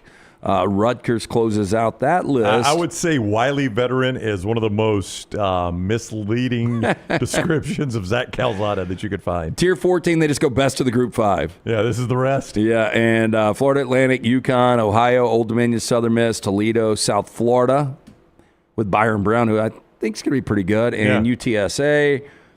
And Tier 15A, we used to be somebody, top recruit edition.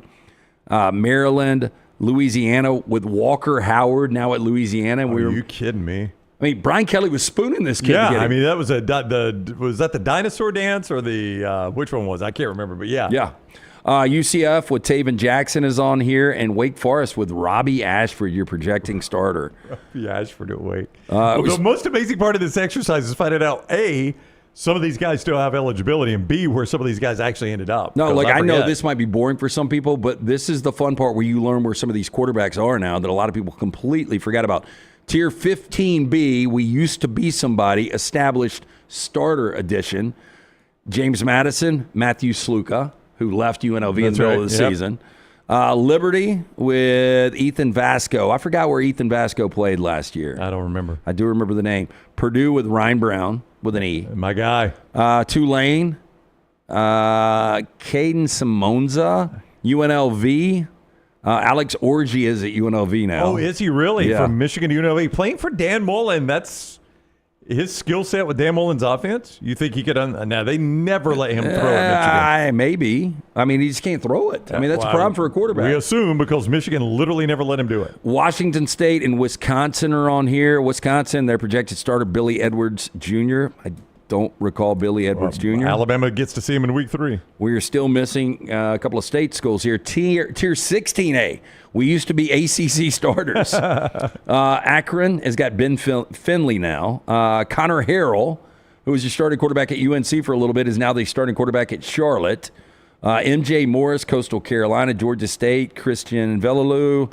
Nevada, Chubba Purdy, who used to be at Florida State. Zach Pyron is South Alabama now, and Nate Yarnell, Texas State. Tier 16B, we used to be starters in the Big 10, Big 12, or SEC. A.J. Swan from Vanderbilt, now at App State. Bowling Green, Drew Pine from Missouri. Eastern Michigan, Noah Kim. UMass has got Brandon Rose. And then Bryson Barnes, former Utah quarterback, now at Utah State. We're almost done. Tier 17, we can make this work. Arkansas State. I'm just seeing if I see any names that are familiar. ECU, FIU, Georgia Southern, Louisiana Tech, Middle Tennessee, Sam Houston, and San Jose State. Tier 18, new faces, good places. This is Air Force, Army, Fresno State, E.J. Warner, Kurt's son, starting quarterback, or at least at Fresno, projected to be the starting quarterback at Fresno. Jacksonville State, Cade Cunningham, projected starting quarterback there. North Texas, San Diego State, and Wyoming. Tier 18B, welcome to the club. This is Delaware and Missouri State. Tier 18C, lost that loving feeling because Troy's starting quarterback, Goose Crowder, Western Kentucky starting quarterback, Maverick McIver. Tier 19, it could be worse. 21 players, and this is where you find UAB and Jalen Kitna. Yeah. Could be worse, huh? Could be worse, and that is, well, Tier 20, nowhere but up. Yeah. With Hawaii. Hawaii has fallen fast, haven't they? Is Timmy Chang still the coach there? I think so, yeah. Yeah. Only time I ever watch Hawaii anymore. I used to watch them a little bit, but the only time I ever see them is when they play that Week 0 game every year. Isn't it amazing, though, to see some of these quarterbacks that have downgraded program-wise? Yeah, there's no doubt. RTD4 said whoever did this list needs a damn hobby. Oh, yeah. That was a lot of work. A lot of work. Yeah. And there was a lot of verbiage that went with it. Oh, yeah. You gave us the high points. Yeah.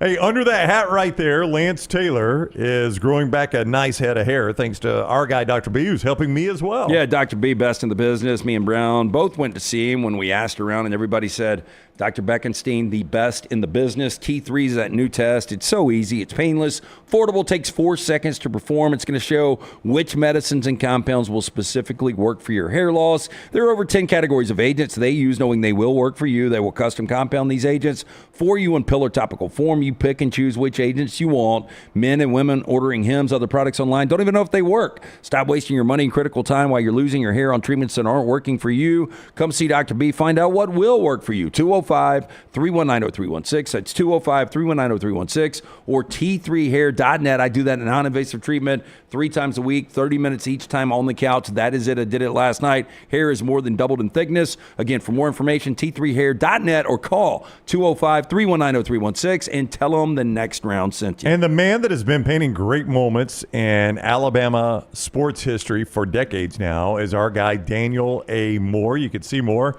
at DanielMooreArt.com. That is DanielMooreArt.com, including the legend, a tribute to Alabama head coach Nick Saban and his 6 national championship seasons in Tuscaloosa. You can order that now, and you can use code TNR for a 20% discount. TNR for a 20% discount. Also, don't forget Deuces Wild, Ryan Williams, and Zabian Brown capping off the win over Georgia earlier this year. You can see all the great works of Daniel Moore at DanielMooreArt.com and use code TNR for a 20% discount. That is code TNR at DanielMooreArt.com. Trash is next. Follow LT on Twitter at @TheLanceTaylor.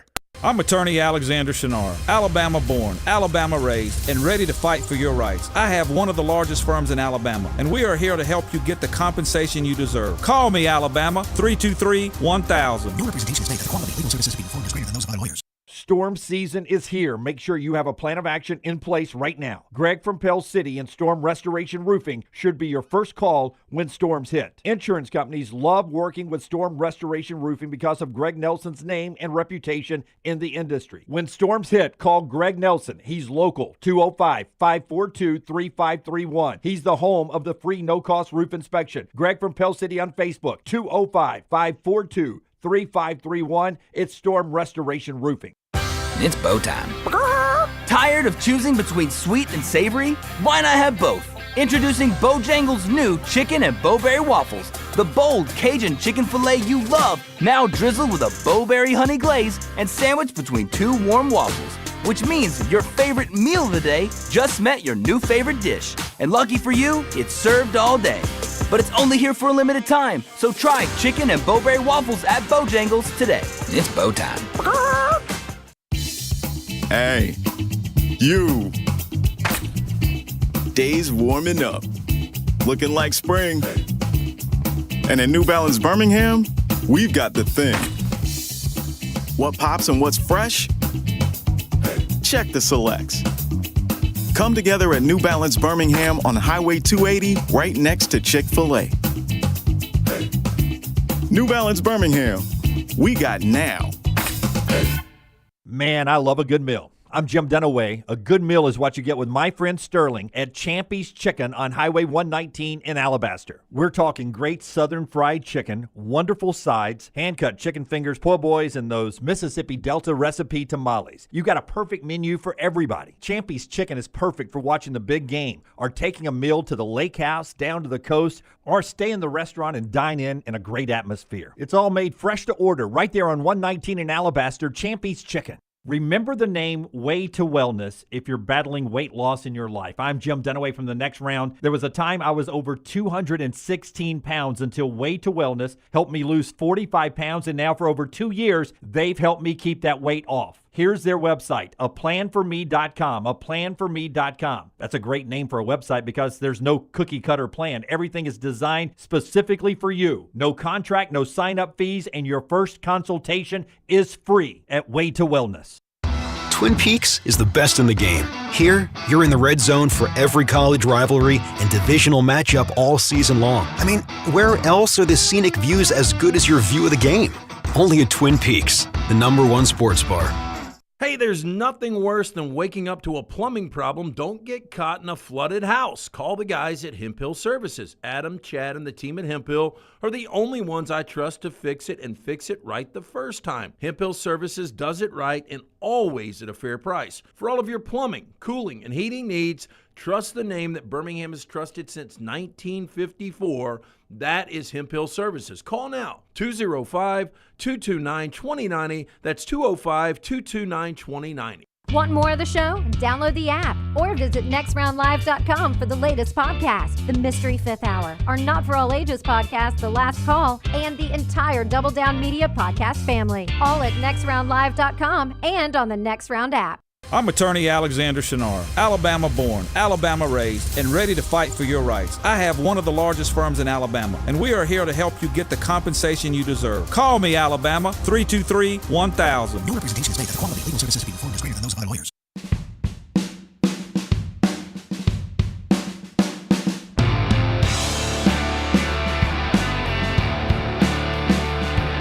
Trash is coming up. I tipped my hand early on who was our preview team, so we went ahead and unveiled it as we were talking to Tom Luginbill.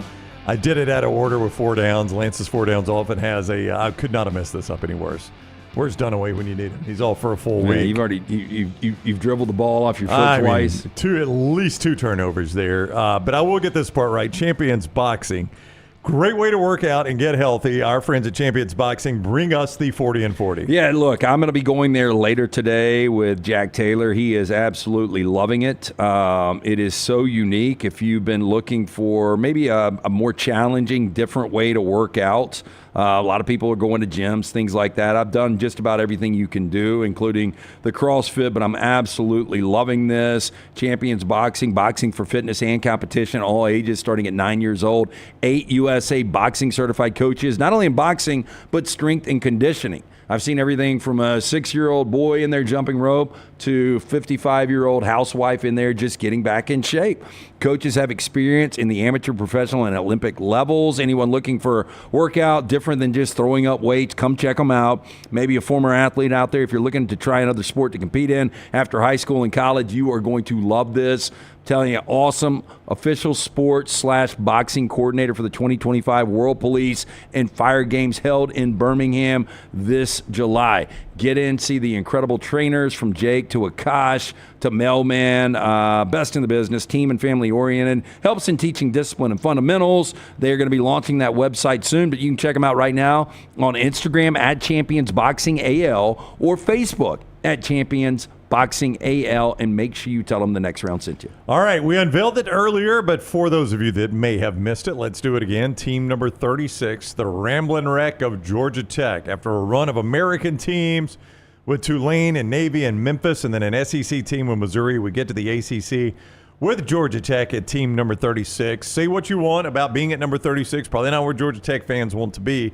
But Brent Key does have this program headed in the right direction. Well, yeah, back-to-back 7 and 6s, and I think this is the year when you've got Haynes King, the way they played at the end of last year, this is when you need to take that step forward. Jamal Haynes is one of the better running backs in all of football. You start to look at this schedule. They're going to be favored in 8 games, in my opinion. I think the number is 8-4 or 9-3, and that would be at least a step in the right direction.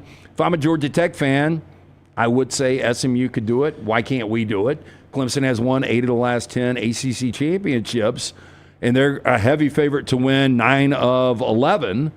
But I think Georgia Tech could be a surprise team this year. The same Friday night, Auburn plays Baylor in Waco to start the season. Georgia Tech is at Colorado for a 7 o'clock kick on ESPN. So those games will be going on at the same time. I find the Auburn BYU game is more interesting, but that Georgia Tech-Colorado game is pretty interesting. First year without Shedeur Sanders and Travis Hunter for Colorado. And then, again, as we talked about, Brent Key trying to take that next step forward. If you're going to get to 8 wins, you may need that one at Colorado. Yeah, and I think they're going to get that one at Colorado. They're 3.5-point favorites. I still think because that game is at Folsom, because it's the Deion brand and because they overachieve with 9 wins, I think you're getting a lot of value with Georgia Tech here. To me, Georgia Tech is going this way, and Colorado's coming back down. Yeah, we've been thinking that about Colorado, though, and Coach Prime keeps over-delivering. I know, but you had 2 generational – 2 of the top 5 players to ever wear the Colorado uniform both last year. Haynes King, Caden Salter, a pretty good quarterback matchup in that game, too. Yeah, but I would take Haynes King. I would, too. And then Clemson week 3. I mean, if you're going to pull the massive upset and shock the world, that's where you're going to do it, is against Clemson week 3. They almost did it against Georgia last year. Don't forget that game is not on the flats, as they call it there. That is a home game, but it is in Mercedes-Benz Stadium, which probably means you'll have more Georgia fans than you'll have Georgia Tech fans there to cap off the season. But, hey, they almost won it in Athens last year, so they could almost maybe win it in Mercedes-Benz. Yeah, I don't know if we're ever going to see Georgia Tech competing for championships, but it seems like one of those programs you could slide into a 12-team playoff every 5 years. Yeah. Best Georgia Tech football player of all time. Calvin Johnson. I think most people would go there. Now, as far as production on the field, wasn't Calvin Johnson. Well, yeah, he was playing in a bad system. But while at Georgia Tech, I'm trying to remember who was the quarterback the year they split the national championship. I'm trying to remember the guy's name. I could see him playing, but I can't say his name. Joe Hamilton played there forever. Sean, not King. No. Sean Moore was at Virginia that same year, and there was another Sean at Georgia Tech. Yeah. Yeah, I don't remember. And I don't even remember that Georgia Tech team being good. They won a national championship, so I assume they were. Let me help you. They weren't. Yeah, that was one of the most flawed national championships. This Georgia Tech team would beat them by 21? Probably. That was such a weird year. Yeah, it really was. When you have Colorado and Georgia Tech splitting a national championship. And both of them were super, super controversial. Colorado had gotten the 5th down against Missouri, where they should have lost that game. And they had the tie already against Tennessee. And then do you remember in the Orange Bowl when Colorado, the Rocket returned the kick and they called a block in the back? Oh, yeah. Notre Dame lost their freaking mind. And I don't remember. I remember watching it as a kid, but I don't remember ever seeing the block in the back. Like it was a mystery penalty somewhere. It was like they were in the pocket of Colorado. I just remember Rocket being that good. Yeah, no, Rocket was that good. And then you had Georgia Tech, who didn't really beat anybody that year. They had a tie against North Carolina at home. And their national championship winning game was against a really average Nebraska team in the Citrus Bowl. That's how screwed up a system we used to have, a freaking Citrus Bowl to play for the national championship or, to win the game and end up winning the national championship. Sean Jones. That's right. Sean Jones is the guy's name. He was a pretty good quarterback. We knew it was a Sean. Yeah, I could remember that. He played in the NFL and for the Birmingham Stallions, by the way. How about that? Sean Jones actually played for the Stallions.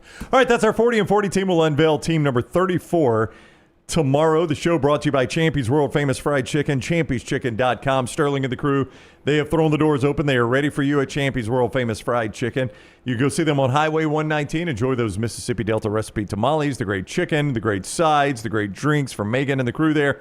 Champy'schicken.com, champy'schicken.com. It is trash time. Tim Milton, if you will, please. Well, listen, we've got to do this. Let me hear you all say, E-L-G-L-E-S, Eagles! Let's go, Birds! LT's Trash is presented by Bud Light. Easy to drink, easy to enjoy. The great. Okay, so honestly, how many hours a day do you think you put into TikTok? I can tell you, it tracks it. What do you think it is?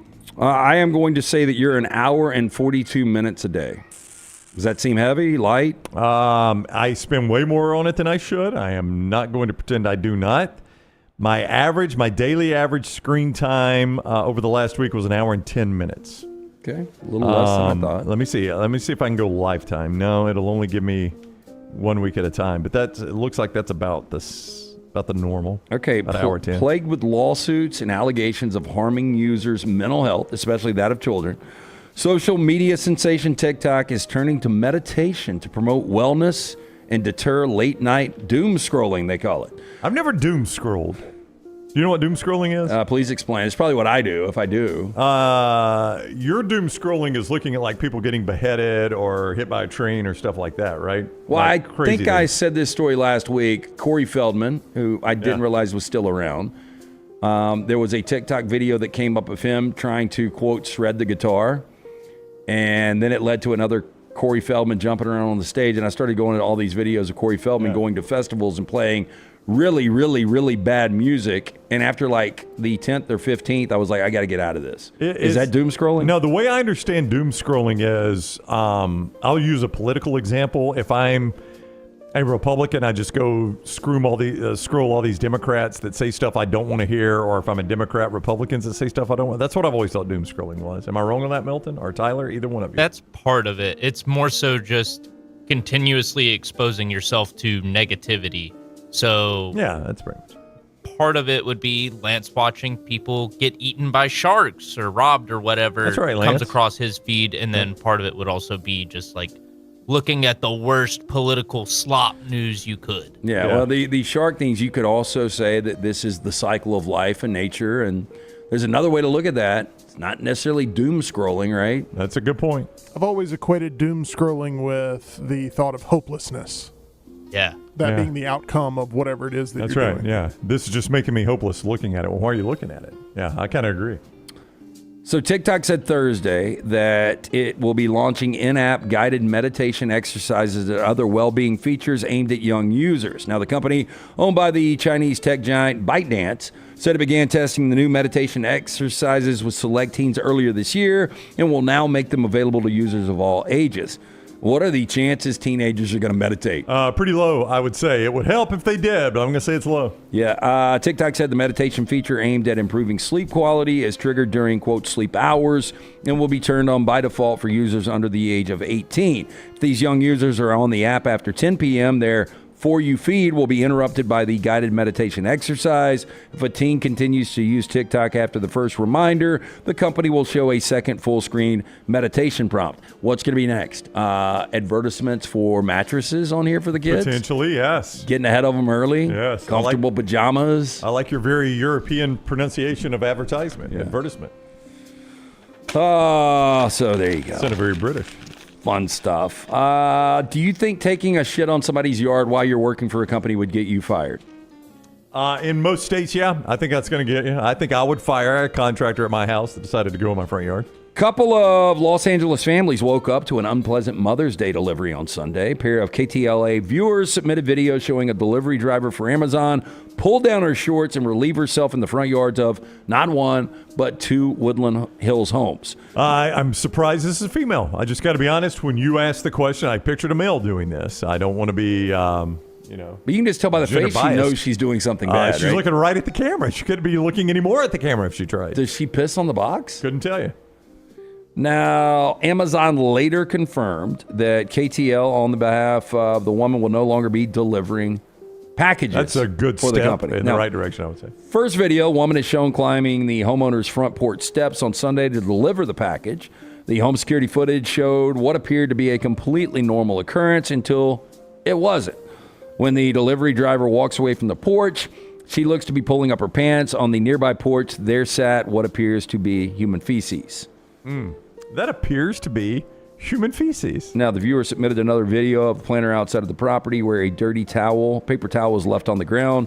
After seeing KTLA's initial coverage of the first video, another woman submitted a video showing what appears to be the same woman entering through a wooden gate, delivering a package before dropping her shorts and urinating on a brick walkway. Oof. Now, the woman's face clearly visible as you see here. She appears to make eye contact with the homeowner's Ring camera at one point. This point, it looks like. When asked for a statement, Amazon provided the following to KTLA. Quote, we're deeply disturbed by the unacceptable behavior of this delivery driver. Apologize to customers involved. We immediately identified the driver. They are no longer delivering on behalf of Amazon. Here's what I would say, though. Having spent a couple weeks at a time in L.A. for, I think, 4 times I've been out there for about a week at a time. So I've spent oh, wow, that was a direct hit. I've spent about a month total in L.A., and that's where this was, right? KTLA. Yeah. I find them to be less willing to allow you to use the restroom than places in the South. Yeah, you're right. Like the stores and all that, like they are super customers protective. only, bathrooms out of order, employees only. That's right. Like in the South, you pull up to any service station, you go to the bathroom, and nobody really says a word to you. Yeah, and I do think it's kind of amazing if you're heading to the beach, anybody just walks in and out without buying anything. I mean, I try to buy something if I use a restroom at a gas station. Do you try that? Yeah, I try to, yeah. I mean, it may just be a pack of gum, bottle of, Dasani water, Diet Coke, something like that. But I'm going to try to buy something. I feel bad about just using the bathroom. But nobody really says anything to you. Boy, in L.A., they will get on you in a heartbeat. So my point is, she really had nowhere to go, apparently, except in somebody's yard. Well, it was the front steps, though. Or well, I agree. I mean, if you're going to do it, don't do it right there. Find some greenery somewhere. Yeah. I might mistake it for a dog crap at that point. Yeah, and I mean, taking a shat, I mean, that's next level. That's next level. I don't want to give my easy way to do this, but if I ever am in a literal pinch like that, I go to a hotel. Yeah, well, and then you just walk right by front desk, act like you know what you're doing, and you're staying there. Back, guys. And then you find the bathroom. And you know they're always clean because they have a cleaning crew on hand. I have never, not to give this away to too many people, I have never had a problem with that. I've never had one person say, are you staying here? Can we help you? I'm with you. What are you doing? I don't really think they care, to be honest with you. How about this? I've done the same thing, by the way. Photos released Friday by the Orleans Parish Sheriff's Office after a look at how officials believe 10 inmates escaped from a jail in New Orleans. Not 1, not 2, not 3, not 4, not 5, but 10. When they are running in that video, too. Now, the photos appear to show a large rectangular hole leading outside the cell. The hole, which has some metal bars, is cut behind where a sink and toilet typically sit. Horizontal bars that should be in the top half of the opening appear to be missing. It was not immediately clear if the inmates created the opening or if they discovered it and planned an escape around it. Now, the inmates appear to have written messages around the opening in the wall, including, quote, too easy, LOL. LOL. And one was, we innocent. Now, other photos released by officials appear to show the toilet pulled from the wall where it had presumably been attached. Pipes that serve the toilet appear to be disconnected. At an afternoon news conference, Sheriff Susan Hudson said it was difficult for inmates to escape without outside help and that officials are investigating whether anyone aided the escapees. She later said there is indication the escapees had helps from individuals inside of the department. Inside job here. She said the detective locks on the jail cells contributed to the escape. Detainees were pulling on the cells, breaking them off their tracks around 12:23 a.m. when they were able to break open a door. They escaped after 1 a.m. through the hole in the wall before exiting a door, scaling a wall, and running across a major road, according to Hudson. Too easy, LOL. Now, the inmates were discovered to be missing during a routine head count at 8:30 a.m. 2 of the men, Kendall Miles, Robert Moody, apprehended Friday by police. The remaining 8 men remain on the run, and officials say they should be considered armed and dangerous. Andy Dufresne crawled through 500 yards of the foulest smelling. Okay, I don't like this next story here from Netflix. I like Netflix a lot. I don't like this story, though. Yeah, they're talking about getting more NFL games, by the way. Well, how are they going to pay for that contract? Here we go. Netflix has announced it will roll out AI-generated advertising, including the dreaded pause ads, in the middle of the programming on the ad-supported tier from 2026. So why do you not like this? Well, because if you're paying for Netflix, why should we have to watch ads? But I can't. Well, so are they creating like a pay and watch with ads tier and then a pay with no ads tier? Because that's like what you get at Hulu. Well, I was going to say, like, I don't know how this works, but like Prime Video, my downstairs TV, I have no ads. Upstairs, I sit through ads. But that's impossible. Back in the day, you used to pay for cable. I'm and telling get you, ads, it's true. You know, yeah, exactly. And then now that's replaced cable. So yeah, there you go. That makes no sense. That on one, I'm telling you, level, only you could stumble into this one. Now, the news, which was reported by Media Play News, doesn't specify how the company will target the viewer for these ads.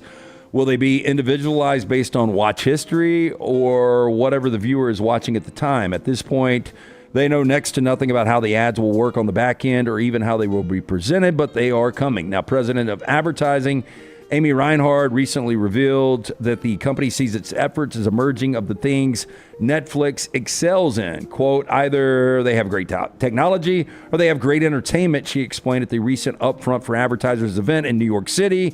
Went on to say our superpower has always been the fact that we have both. Now, the exec added, when you compare us to our competitors, attention starts higher and ends much higher. And even more impressive, members pay as much attention to mid-roll ads as they do to shows and movies themselves. That is not true. Completely not true. Because I'll even catch myself flicking through my phone when I'm watching something I want to see, but if it goes to an ad, I ain't watching. I do too, but I think there's one of them that we've got the ad level on. We didn't do the no ad level, and when you're watching it, it's the same ad over and over again. And, buddy, it'll get stuck in your head quick. And that can be effective. Can also upset you. Now, Reinhard revealed ad-supported tier subscribers watch an average of 41 hours of Netflix per month, which worked out equates to roughly 3 hours of ads per month for those users. So Netflix has not yet given an official date for the change to be implemented. But that would be like, okay, so we're a free platform. Yeah, that's right. And we have plenty of advertisers. But we know we don't charge you a dime, though. Yeah, but if we win and we charged just random number of $3 a month out there, I think there would be an expectation. Yeah, and there would be a contingent of people that would be like, why are we paying $3 a month if you guys are still talking about sponsors? That's right. So I guess Netflix. No, that's what you're saying. Netflix is so established they can get away with whatever they want. I would think so, yeah. And when you got stuff like the NFL. That is Trash, presented by Bud Light. We're going to finish, and I'm going to ask Lance, big deal or not. Tyler, if you could get the Travis Hunter video ready there. It is our Bojangles Tender Moment of the day.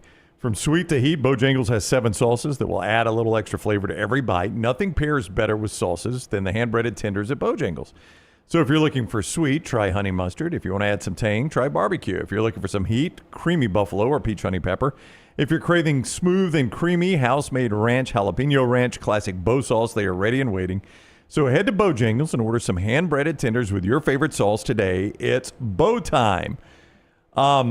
This leaked out. Duff Kleiman, who covers the NFL, I think. Sometimes I think he's a parody account, but this is not parody video. This is from Jags training camp of Travis Hunter running routes. Lance, you tell me, too big of a deal made of this or not? People are like, boy, his route running is awful. He does stumble on the first one we showed. This one, he kind of rounds it off, but he still makes the catch. Stumbles on this one and creates an incomplete pass. Oh, that was a terrible pass, but yeah, the route was not crisp. Yeah, and not crisp on that one. Stumbles there, and people are like, this guy can't run NFL routes. Are we making too big of a deal of this? Is it more his inability to run the precise route? Is it lack of or loss of balance because he doesn't have the proper cleat on? I don't know. A lot of people are like, the guy is a rookie in his first camp. Let's give him a break. And he's played both positions in college football. Maybe he's got to learn a little bit. Well, I think why this is such a story is not only is it your reigning Heisman Trophy winner, but I think people are trying to figure out, like, what kind of a balance is he going to get on reps for offense to defense? And so if he was just a wide receiver, I don't think this would be as big of a deal, if that makes sense. Well, yeah, because you look at this and you're like, oh, he's going to play way more defensive back than wide receiver. Well, no, I mean, if he was just a wide receiver, I think if you really broke it down, I just don't know if this would even be brought to our attention if he was just a wide receiver. I see what you're saying on that, yeah. So that's Travis Hunter, his first not concerned. camp, yeah. Maybe see him in a game before I start to press the panic button there. All right, that is going to do it. We greatly appreciate you watching. Give us a thumbs up if you can on YouTube. That helps us a lot. Share our show when you can. And those of you that can get us on demand, Apple, Spotify, iHeart, Google Podcasts, wherever you get us, it helps us a ton when you like, follow, subscribe, and turn on your automatic downloads. So please do that. Turn on your automatic downloads. Thank you for joining us. We'll be back with you 9 o'clock tomorrow. Have yourself a great afternoon. We'll see you on the next round tomorrow.